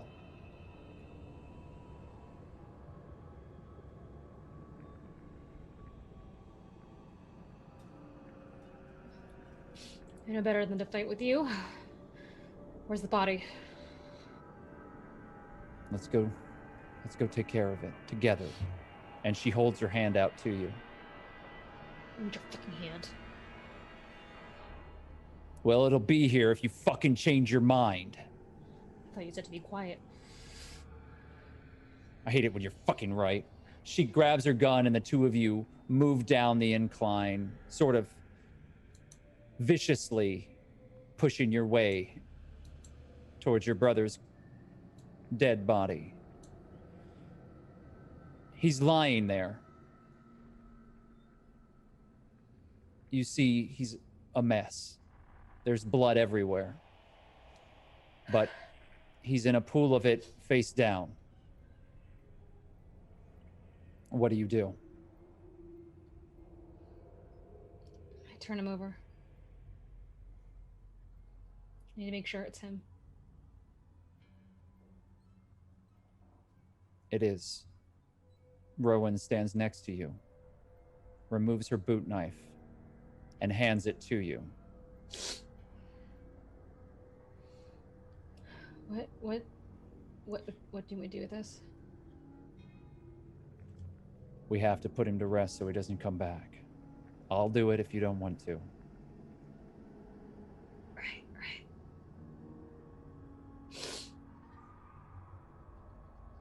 He's ours. We take care of our own. She puts her shoulder, or her hand on your shoulder.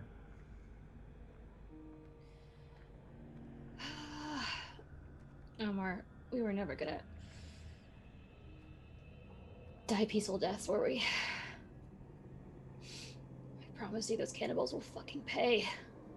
I'll burn down their whole fucking village. Kill every animal they own. This whole fucking forest is gonna burn for you. That's my girl. We're gonna take a short break. We'll be right back in just a few minutes.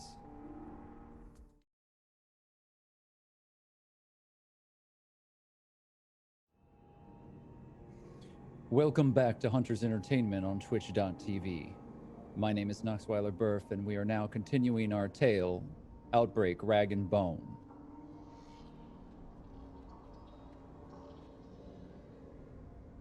Faith.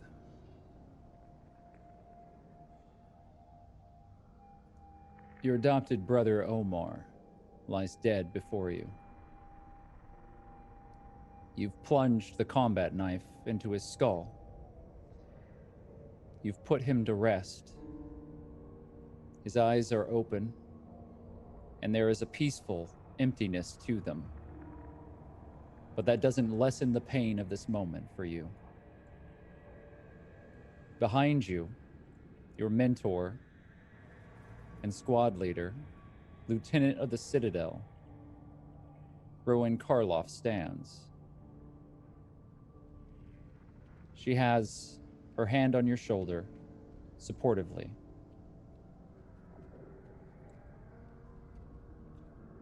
What do you do?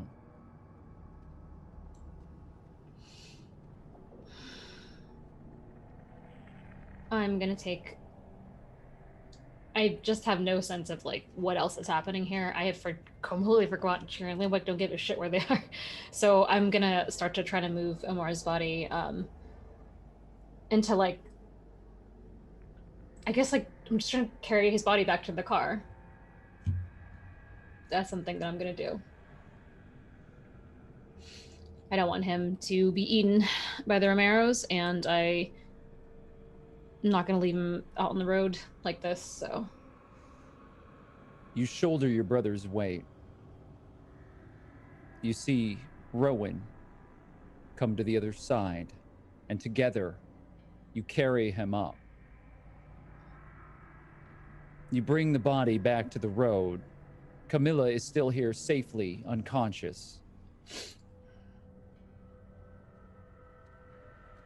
Camilla, while she has gone rogue, AWOL against the Citadel, was rediscovered within the Marauders' camp, and those cannibals had not harmed her. She's 6 months pregnant. But during your escape, she was scratched with a bone weapon made from a Romero's femur. Infected, her arm was quickly removed. It's a miracle that she's made it this far, but now she's somewhat comfortable and unconscious. Rowan, alongside you, carries your brother near her. Set him down very gently. Rowan takes a blanket out of her pack, a rough wool green army blanket emblazoned with the symbol of the Citadel, a skull and a sword. She lays it over your brother, covering his face. But before she does, she breaks his dog tags away and presses them into your hands, meeting your eyes with both strength and determination.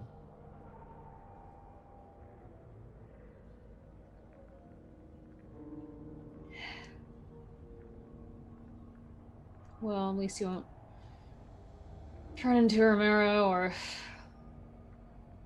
getting eaten up. If only he would have been, I don't know, pregnant like Camilla. Maybe they would have left him alone. Fuck. Your brother was a fighter. He wouldn't have let them leave him alone.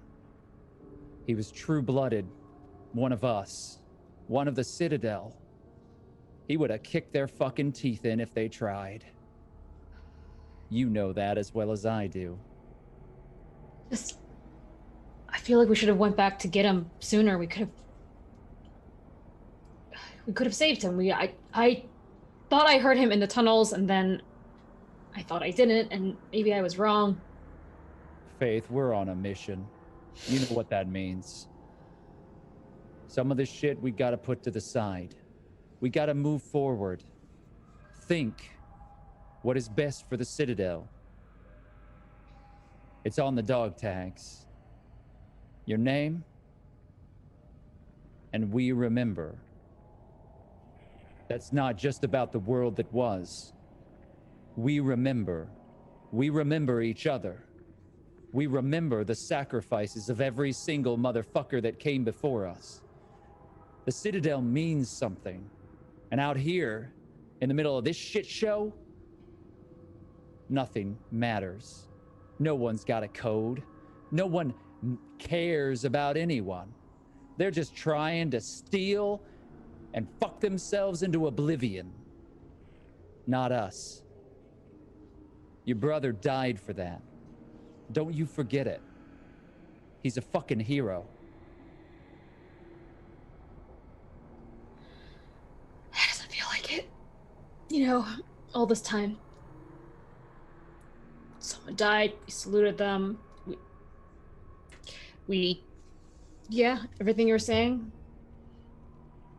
For the greater cause, but what the fuck is the greater cause anymore? Without him, what's its point? Who fucking cares if everyone dies?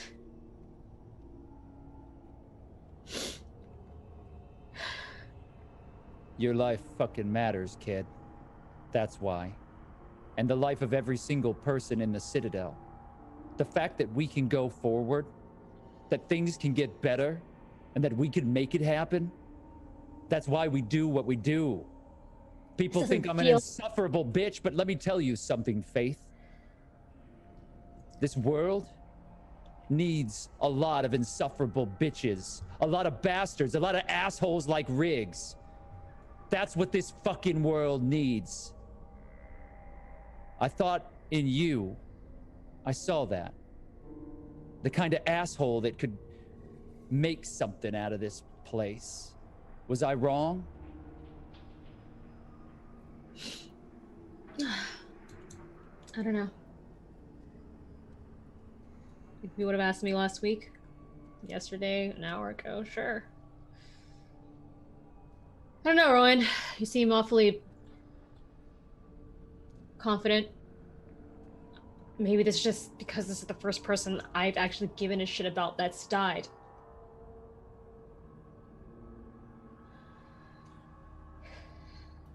No, you're right. You know, take as long as you need. We're gonna take this body back to the Citadel and lay him with honors, all right? He's gonna get the full works. A hero's burial.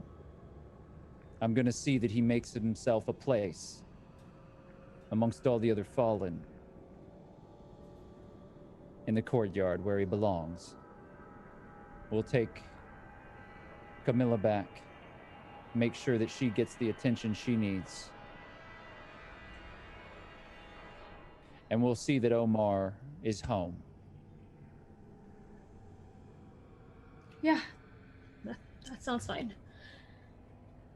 So where are your weird flunkies? The Chira and the guy whose name I can't remember. Shit, Faith. They're not dead. They're not my flunkies. I wish I had some amount of control over what those two nutcases do. I can barely keep them on the level. But I'll tell you this much. We're gonna keep an eye on them. A real fucking close eye. Yeah, it's tiring. I had to put bullets in that thing that was traveling with Lampwick. It wasn't fucking human. And I'll be damned if it's gonna get close to you or anyone else that I'm working with. Oh, okay. So I have to go deal with them because their Doberman Pinscher is now lying dead on the ground. All right. I'll stay here with Camilla and Omar. All right. Hurry up! Like, I'm gonna try to get this thing started again. Yeah, we got to get this ATV up and running. I haven't even had a chance to do any recon on it. Look around and, I don't know, scout out the close area here and see if you can see any sign of Kusanagi and that, I don't know, that feral dipshit, whatever his name was. Yeah, there's so many fucking strays in this car. We don't. Oh, God damn it! Picking up animals. All right. Yeah. I'll keep a lookout for these random men in the forest. Yeah, you do that. All right, kid, I'll be back. All right. She wanders off, kind of like skates back down the incline. Meanwhile, Achira and Lampwick, the two of you have been next to each other now, speaking for some time. Rowan has not returned. What are you saying to one another? What's happening?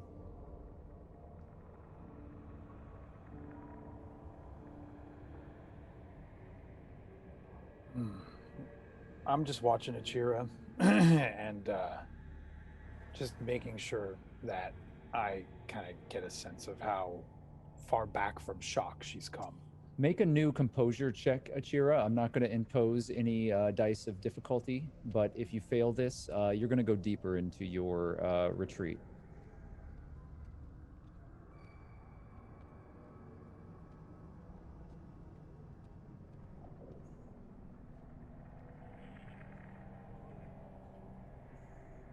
One degree of success is good enough to just bring you out of your catatonic state. You're more aware of your surroundings. You're more cognizant of what has happened. Your memory is clear.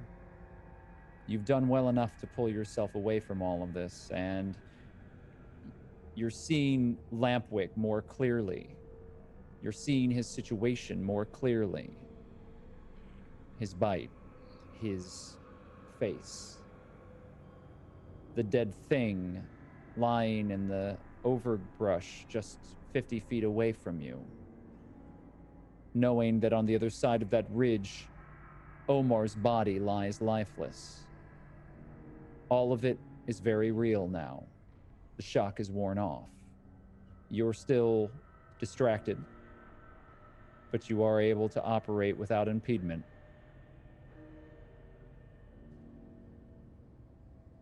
Hey. I'm here. Okay.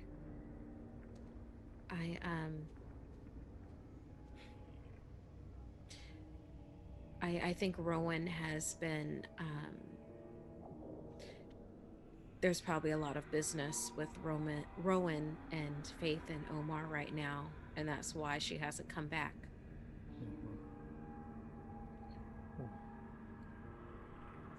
We should hide that bite from them. Rowan will shoot you. She will take you out. Can you bandage it or something? The medical crate that I have up at the road. I know that there's supplies in there that can at least make you comfortable until whatever is going to happen happens. Hey, we need to come up with a couple of at least ideas of a plan. What do we do next? Yeah, we have to we need to address this, like you said. Because even if you are like that, you still have to be careful of regular infection. I mean, regular humans' mouths are dirty enough. Yeah. God knows what the Romero that bit you. It's just it needs to be taken care of, and Yeah. we have what we need up at the road. But right now, while Rowan's eyes aren't on us while Faith's eyes aren't on us, it would probably be a good idea for us to look at that. Ooh, they'll be back any second, maybe. But if you want to look at that, then I don't know about you, but I think I saw it moving. It was moving. That's what we can tell them if we get caught. We got to build trust, Achira. I know it sucks, and we got to take the high road, but I don't think that it's smart to, for a little while, give them any more reason to suspect us. Then we don't have to look. We'll That look was with mainly Rowan. that was mainly for you. I know I want to look so bad. Let's wait for Rowan. Let's show her that we are more trustworthy than she gives us credit for, because guess what? We actually fucking are. But I need you to watch me, and if I don't know, I don't think I can call some of this. I don't know if I might need to go back to the shepherds.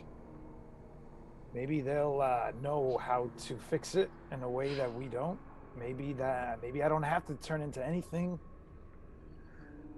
But I think if that guy down there is dead, I don't think they're gonna be happy about it. But I mean, Achira, I honestly, I believe they're always watching us. I believe they know everything. Well, he was basically a bodyguard, right? Mhm. Bodyguards know what they go in for. They know what the end game of that is. Yeah. And unless the shepherds are stupid, and they don't seem like they're stupid to me, it seems like they have some sort of long game that I don't even understand right now. No, they have a long game. Oh yeah, they do. I don't understand it Oh, either. okay, Lampwood. I'm not here for, this isn't church, and I'm not here for like Lampwood gospel right now when it comes to the shepherds, okay? No, it's That's not even not gospel. that's not what we're about to do right now. Mhm. What I am saying is, anyone who took on this job to guard you knows that comes with a price tag. Like I said, Right. everything has a price. It balances out. Give and take. Yep. That's what happens with that. What we need to do is we need to get to that medical kit, because I have to dress that without them seeing, and we have to get Camilla, and we have to get out of here. The car might still be, the ATV might still be trapped, but that is the best way for us to get out. But we can't stay here. Do you mean for us without Rowan and Faith? I mean, all of us. All of us go. Right. Rowan has her own agenda for things. I don't understand it, but I'd be lying if I said I didn't have respect for it. Do you know why that is? Because I do. Why? I think the two of you are more alike than either of you might be willing to admit. I am not like Rowan at all. No. Not even a, Been around you that's for a little not while. even, not even a little bit. Oh, I don't know. No, not even a bit. Okay, you sure? I I know. don't. Hey, look. What I see is similar. I mean that as a compliment, if anything. I'm sure you mean it as a compliment. I'm just saying, no, that's not there. Okay. So what are we gonna wait around for them to come back, or are we gonna go up there and figure out a way to get that crate? I think we should go back up there. I gotta get in that crate, and that needs to be dressed, and Camilla's needs to be dressed, and we gotta come up with a game plan to get out of here. Right. And also, whatever is going to happen with Faith, it's better for it to happen now. You Yeah. stand, Achira, and as you start to pull yourself up from the ground, I need you to make an endurance check. Does anything go into that? No, it's a Okay. straight roll. Oof.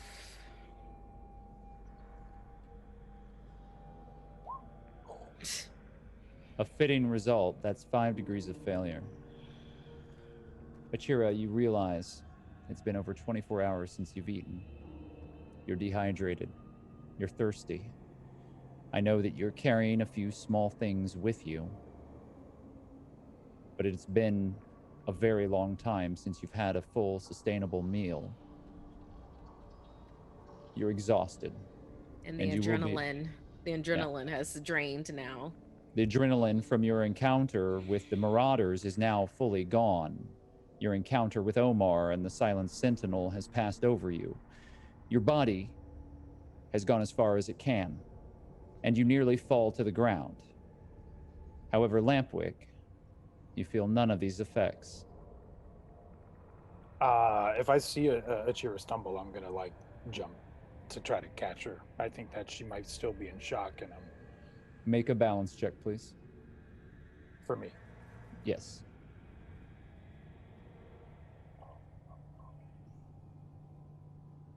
Oh boy.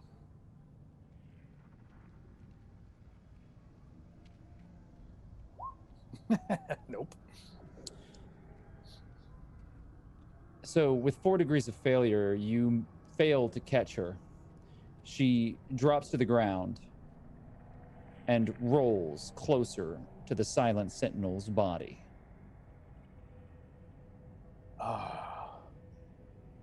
Great. I look around. I'm gonna not too loudly, but I'm gonna call out, Achira, are you okay? And I'm gonna look around to see if anyone's around, see if Rowan's coming.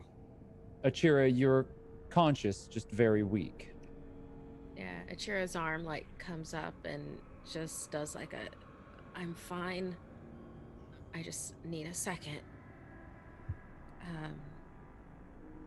Here, I'm gonna help you. I'm gonna start to approach, and I'm gonna call out, Rowan, are you coming or what? You see Rowan behind you, a few trees back. She's leaning on the tree herself, clearly also exhausted. Yeah, we're here. I need to talk to the two of you. So let's have a little talk. Yeah, we need to do a little more than talking. Where the fuck is Achira? And I'm gonna point down to like the path that she just stumbled down. I don't Then think there's she's like doing a- okay. Hand that comes out. She unholsters her gun and just kind of has it at the side again now that this is kind of happening as it plays itself out. She sees you and then kind of stepping away from you, Lampwick. Are you all right? Are you able to walk? Is that to me or Achira? To Achira. I'm fine. I just slipped and does You just slipped, is that true? Ugh. It's God, true. Rowan, just fuck off for a little bit, okay? It's been a lot. Does the ATV have like any food or water or anything? I just need to, we were too busy running for our lives. So I might have missed a couple of meals. All of us have. Okay, fine. Yeah, we've got some supplies back at the ATV. Let's deal with what we have to deal with here. But before we go over there, I already dealt with Faith. What do you mean? What do you mean when you say that? I talked to her and I told her what she needed to hear, not because of you fuckers, but because I care about Faith. I need her to keep moving forward. And if she thought for a moment that either of you were responsible for Omar, I think we both know what would happen. And I can't risk her getting into a gunfight with you two assholes right now. So I lied to her. I told her that I took care of Omar after those cannibalistic fuckers did what they did to him, and that's effectively the truth. And as far as the three of us are ever concerned, it is the truth. And if anything else is ever even whispered to her that sounds like maybe that isn't the case, we have a grade A problem, and I'll resolve it really quickly. That sounds like a good plan to me. That's actually a really smart idea. I surprised you came up with it, Roman. I will still shoot you in the face. I expect it one day. She looks over to the body of the silent sentinel and starts to move closer to it, gun drawn. I'm moving right at her side. Lampwick, take this thing's mask off. I bend down and I remove the mask. It peels off the flesh with a wet, sticky resistance. There is a mucus-like membrane between it and the skin. The head is completely shaved. There are scars all around it.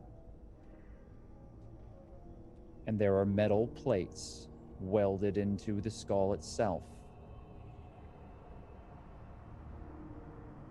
The eyes are cold and gray, devoid of life, staring straight at you, unblinking and unmoving, Lampwick. You think this figure was once a man. However, there is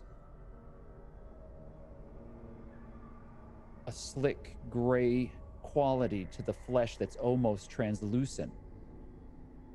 Beneath the skin, there is a network of dark purple veins that have worked its way across the flesh itself.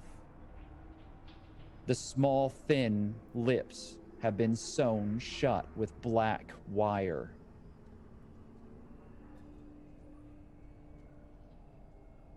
I'm gonna try to scan and take note of anything that stands out to me as different from a Romero's physiology. I know you described a couple things that stand out, but I want to make sure to clock, does the flesh look like it's rotting? Does it look like the veins, do they still look like they were perhaps, I don't know, as kind of circulatory system that was moving fluids, or was it, just any little thing that I can try to get a guess out of? Achira does point over at it and goes, "Its eyes didn't look like that before. There was life behind them. They didn't look like that." I wave my hands in front of her eyes. There's no response. Make a first aid roll, or if you have advanced medicine, you can make that roll as well.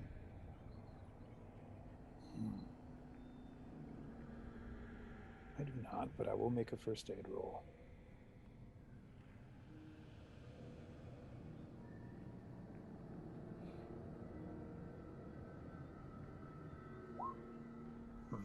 You have 3 degrees of failure. Do you wish to ride that out, Lampwick? I think Lampwick needs to know everything that he can gain from this. I am going to use 4 competency points and make this at least 1 success. You may do so, but this is a first aid check. You're not a trained medical professional. Got it. Everything that I tell you is going to be based on your assumptions, given what you know about the most remedial of human physiology. So rather than that, I'm gonna take note of how I don't know.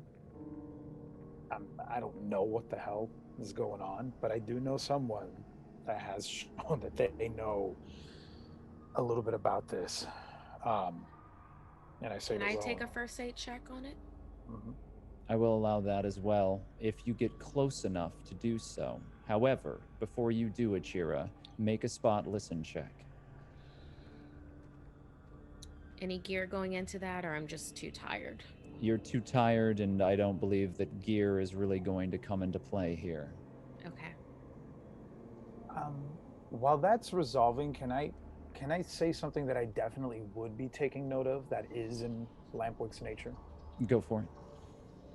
I am a I'm all about people, and I'm looking at this Sentinel's face, and I'm studying every little bit about him. I want to, and I'm looking for, my attention is on him completely, but I'm actually looking to see if there's like an expression there, like if it felt pain as it was dying, or regret, or anything human feeling ish like as it failed. You have two things working against you in this moment, Lampwick. Uh-huh. The first, this thing in front of you is barely human. The second, it is dead. Neither of which are specifically geared towards your skill set.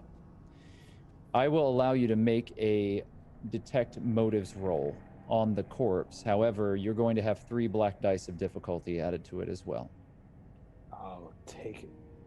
Achira, you have 1 degree of success on your spot listen.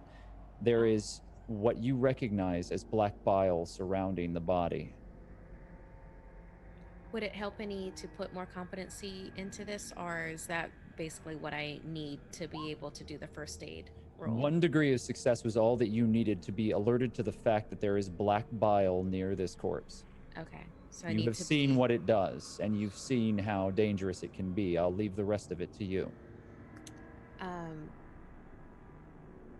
Because Achira used her black bile and bourbon flask for the dogs earlier to poison them, she would take this opportunity to collect more bile if possible.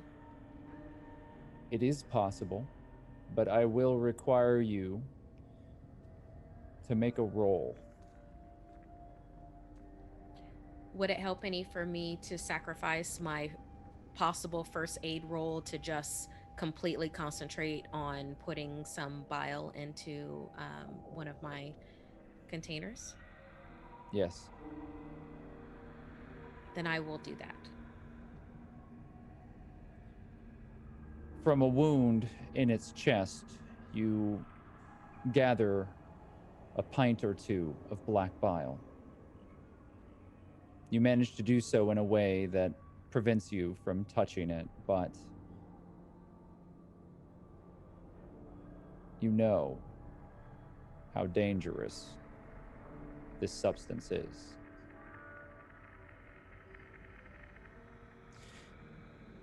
Lampwick, your detect motives is 1 degree of failure. Do you wish to ride that out? No, I would like to put 2 competency points in that, and because it's a diplomacy check, that would make it 4 successes. All right. It seems capable of expression. It seems like its face was capable of emoting. It seems very human in its own way. But the differences between it and someone who is truly living are quite different. But this is not a Romero. This is something in between. That's what I was looking for, because now I'm watching to see if this turns into one, because it is dead. You don't need to make a first aid roll to see that one of Rowan's bullets found its way directly in the center of its head. One of the few places where there is not a metal plate protecting its cranium. This creature, whatever it might have been, as far as you can tell, is truly dead. Got it. I'll turn to Rowan and Achira. Well,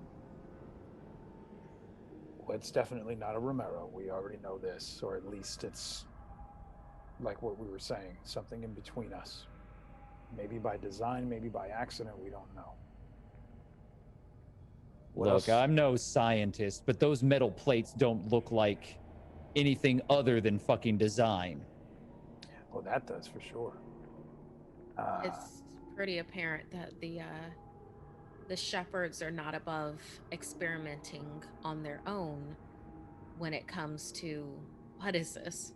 A human Romero hybrid that they made? And we know that if they had two of them that they sent with Lampwick, that they've got God knows how many more are worse. All right, well, Rowan, so what next? Do we leave? We're taking it with us. There's black bile everywhere. Yeah. So I we're gonna don't- carefully take it with us. Rowan, I mean, look at it. It's... Do we really want to have this in the ATV with us too? Nope. That's why it's going on the roof. Let's do it then. I actually think that's a good idea. I have Are there any- tarps back at the ATV. Let's make our way back there. We'll get you some food. We'll take a very, very quick moment. And then we gather our shit and we kick up dust. Fair enough. Yep, let's get to work. So the three of you walk back to the road. Faith, what are you doing when they arrive? I think the whole time I've been sort of by myself, and Camilla's kind of not been awake or conscious, at least. I've just kind of been staring at Omar and doing that weird thing where you kind of think you can mentally will someone to just be okay. So I'm pretty much in shock and just not really interpreting the outside world. Yeah, so Lampwick and Achira, you and Rowan make your way over the ridge back to the road. There, you see Faith, next to Camilla, who seems to be unconscious, leaned up against a tree, and the body of Omar, covered with a blanket with the Citadel logo emblazoned upon it.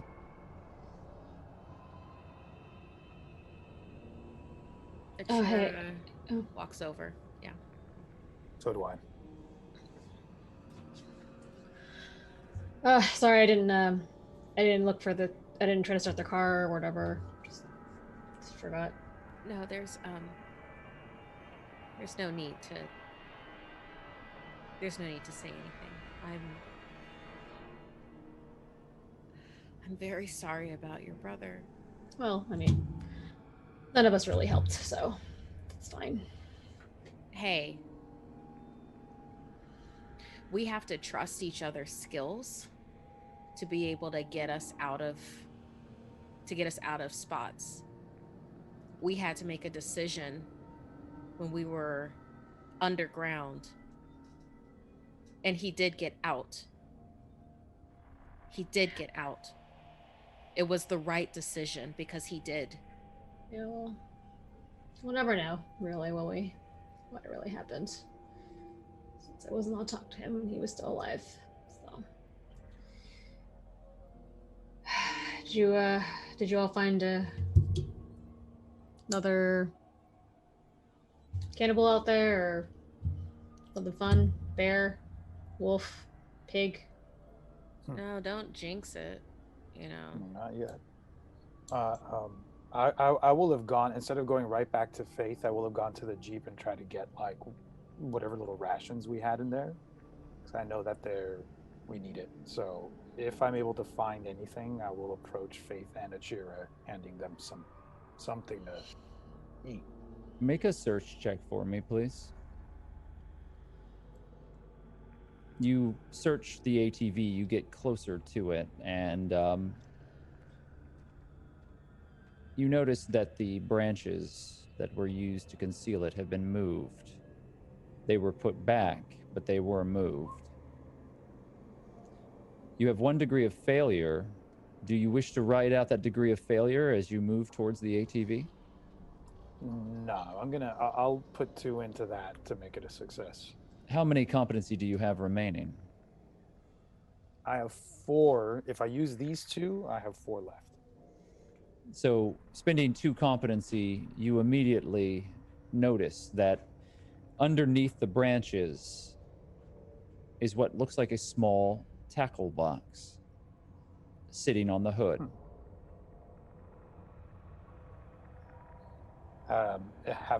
Do I notice that that's new, or is that been there? It's not. It is new. You've never seen it before. Huh. All right. Well, great. That's suspicious to me. Hey guys, look, Faith, I'm sorry for your loss. We have some work to do to recover the people that we lost. And I look around for Inez. Was Inez not around here too? You do, when you're down by the ATV, find Inez. Mm-hmm. She's dead. Oh. Yeah, I remember that. Hey, look, you guys, that tackle box up there, I just was looking to get you guys some food. I know we're exhausted. I don't remember that being there, and I know that our stuff has been moved around. I'm not the one to go make sure that this thing isn't going to go boom if we start to mess with it, but that looks like pretty fucking suspicious to me. They haven't dealt with explosives up to this point.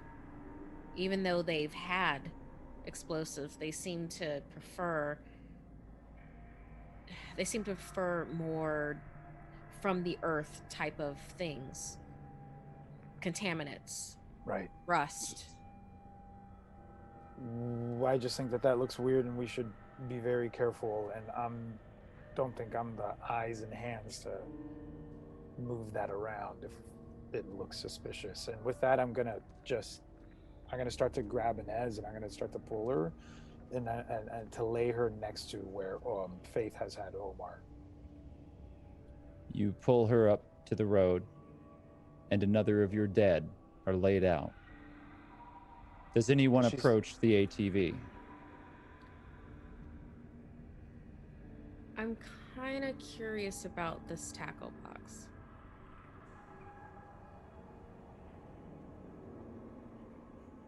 Yeah, Cheer, why don't you go take a look at it? Take one for the team. I just want to take a better look at it. I actually would be less apt to go towards the ATV right now, because that is the one thing that they would think that we would definitely head towards. Mm-hmm. Would you like to make a search check using your recon gear? Yes. Why don't you do that from a distance?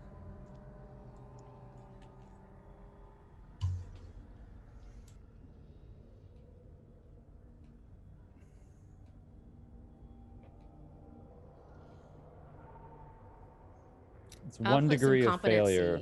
I'll put some competency into this. Okay. How much are you willing to spend? 2, 3. Well, 3 would. I'm sorry. My brain's not working right now. 3 would put me at 2 degrees of success. Success, yes. I'll put in 3 for 2 degrees of success for it. How many competency does that leave you? 5. Unless this is a location hazard. It is not. You have outrun and outwitted any of the location hazards within the area. Congratulations. You're now in the wild. With 2 degrees of success, you notice that there is a scrap of fabric underneath that tackle box, and that in blood, something is written. You can't read it from here.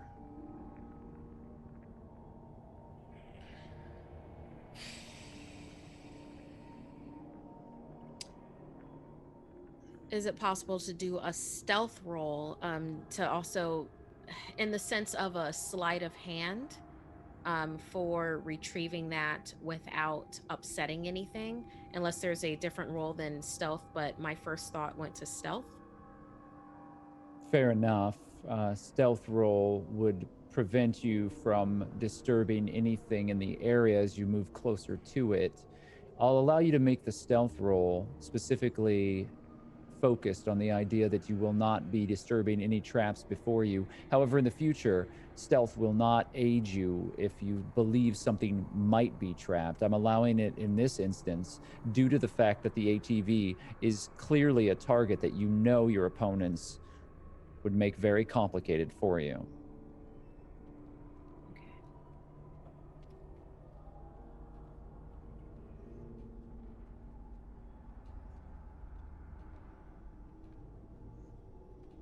Roll so very low.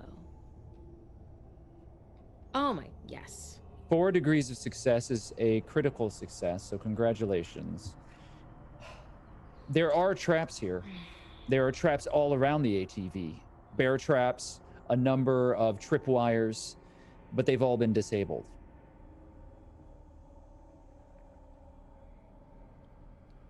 Someone's disabled the traps around the ATV. Correct. Do you say that out loud? Yeah. Oh. Wait all of them. All of them have been disabled. And it wasn't any of us. But we also have allies that we have yet to have accounted for. Wait, what do you mean? Where's Kusanagi? Where's Digger? Kusanagi couldn't have done this. But Digger could have. Digger could have. Why didn't they? Why aren't they here? Why didn't they? I'm gonna look around the vehicle and see if I notice something else that's out of the ordinary. Achira's gonna go for the food then. You rush to the back of the ATV. You fling open the door. It's been ransacked. All of the crates have been broken open. Everything has been pulled out. The ammunition and the weaponry, the grenades, all of it is still present, scattered here. Food, water, medical supplies, all of it is gone. Anything that you would need for survival is missing. All you have is ammunition and hardware. We're gonna have to tighten the belts for a while. Right. There's nothing here to eat or drink. Have you figured out what was in that box up there? Oh, that? Yeah. I guess I could take a look. I was more interested in this, but there's some blood written on some fabric underneath it. Okay, a message for us. Maybe. We should read it. Do either of you approach the tackle box? I'll do it. Achira looks over at Faith and looks over at Lampwick. Yeah, I'll take a look. Okay. You begin moving closer to the tackle box, and for those of you who are witnessing this, you realize that that tackle box was tucked underneath this fallen branch in a way that wouldn't be immediately apparent, but if you were to search for it, you would most likely find it. It seems to have been cleverly placed here in the hopes that you would do exactly what you're about to do. There are no traps. You move closer, and you see a dingy scrap of white fabric torn from a t-shirt. There is a symbol you do not recognize at first.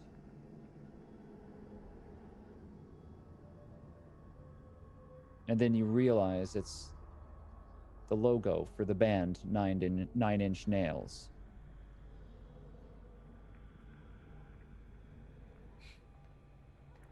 Scrolled in blood, in shaky smears.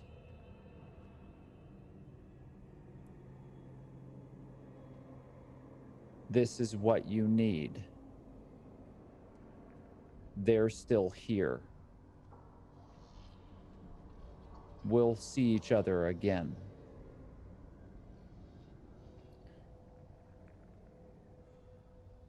Digger?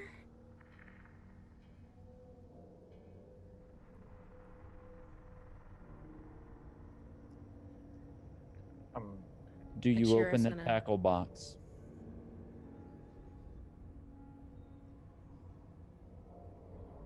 Yeah, Yes. I'm right there with you. The latch clicks and the box opens. Inside of it, the internal shelving of the box has been ripped out. It's rusted and aged. There is a length of rubber tube and a coil of copper wire.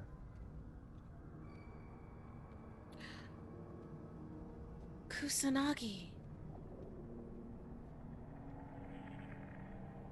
This is what we need for the engine.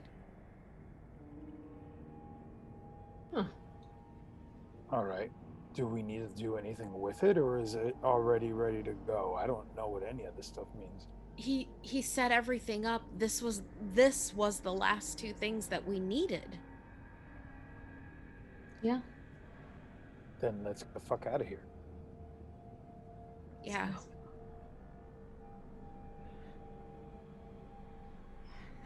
If I never see a tree again, it'll be too soon. I'll I mean, it's kind of like take a look at what's in there and assess what needs to go where, or if everything's already hooked up and somehow like rigged to that tackle box up there. I'm just gonna take a look at whatever is left to do and start to like work with everybody to put it together. Yeah, you begin to assess the situation. Faith, what do you do? I'm trying like to snap out of whatever it is I'm in and just sort of I get up and I try to help Lampwick with the box and getting the hood of the ATV open and getting all of those things fixed up somehow. I don't know if I have any skills, and that I do not know. Rowan looks to you, Faith. Yeah, well, I think I might be able to get the thing running, but I'm gonna need a hand. You feel up for it? Yeah. Frankly, I don't trust the two of them to be able to find their way Bunch of around a fucking idiots. wrench. Yeah, let's do this and let's just get out of here. Achira's gonna go back for the medical crate that's still been there. So yeah, you move across the road. You pick up the medical crate and you look about the scene that you've just left. Pools of blood. The body that's lying in the underbrush some ways away. It still feels so fresh and raw. You can't help but pause for a moment. Lampwick, you're watching as Rowan and Faith begin working on the engine of the ATV. You're watching how they stumble slightly, how it's clear that they're just as exhausted as Achira, they're just better at hiding it. Neither of them seems to be doing particularly well. You realize you haven't eaten in so long. but you don't feel hungry. You don't feel much of anything. You failed your viral check.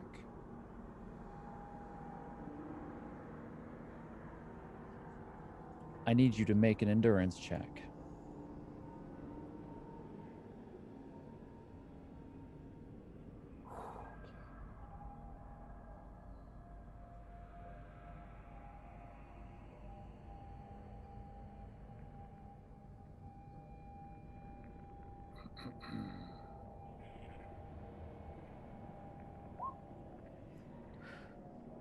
One degree of failure.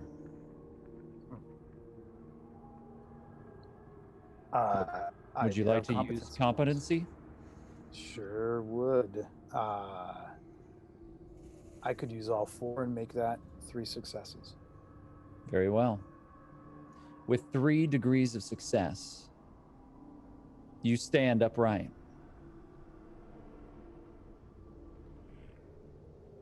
You feel something,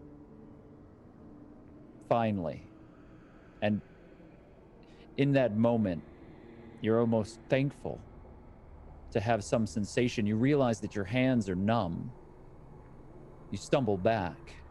Achira, you carry the medical crate. Returning back to the road, you see Rowan and Faith working on the engine. Lampwick has his back to you. Achira's been saying under her breath while she's been walking with the medical crate.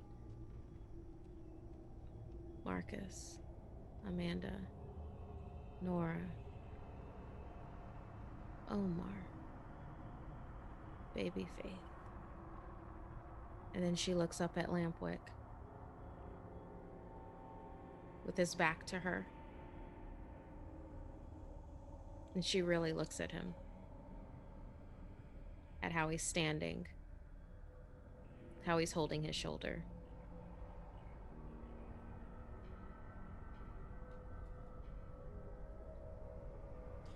How she's exhausted, how Rowan's exhausted, and even Faith is exhausted, and he's standing there, tall, strong, eerie.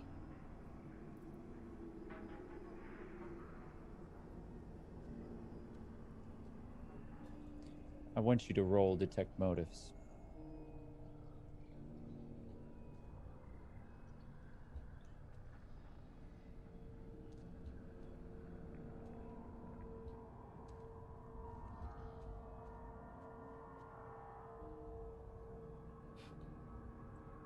Not my gal's strong point, I'll say that.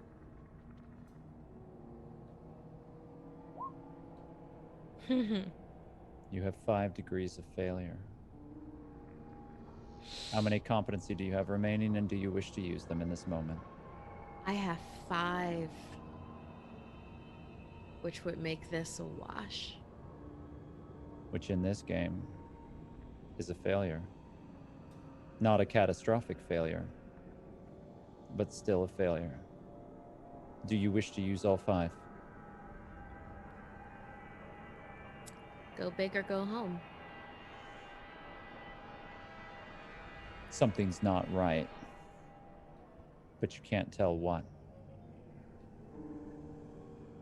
You're standing there, Lampwick.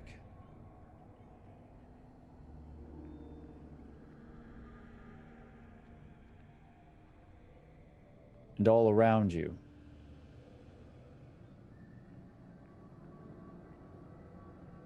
you hear them whisper to you.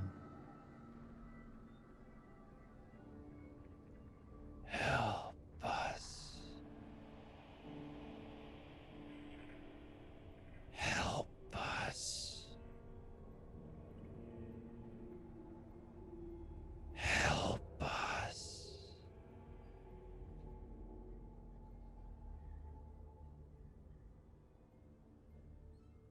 That is where we're going to end our session tonight.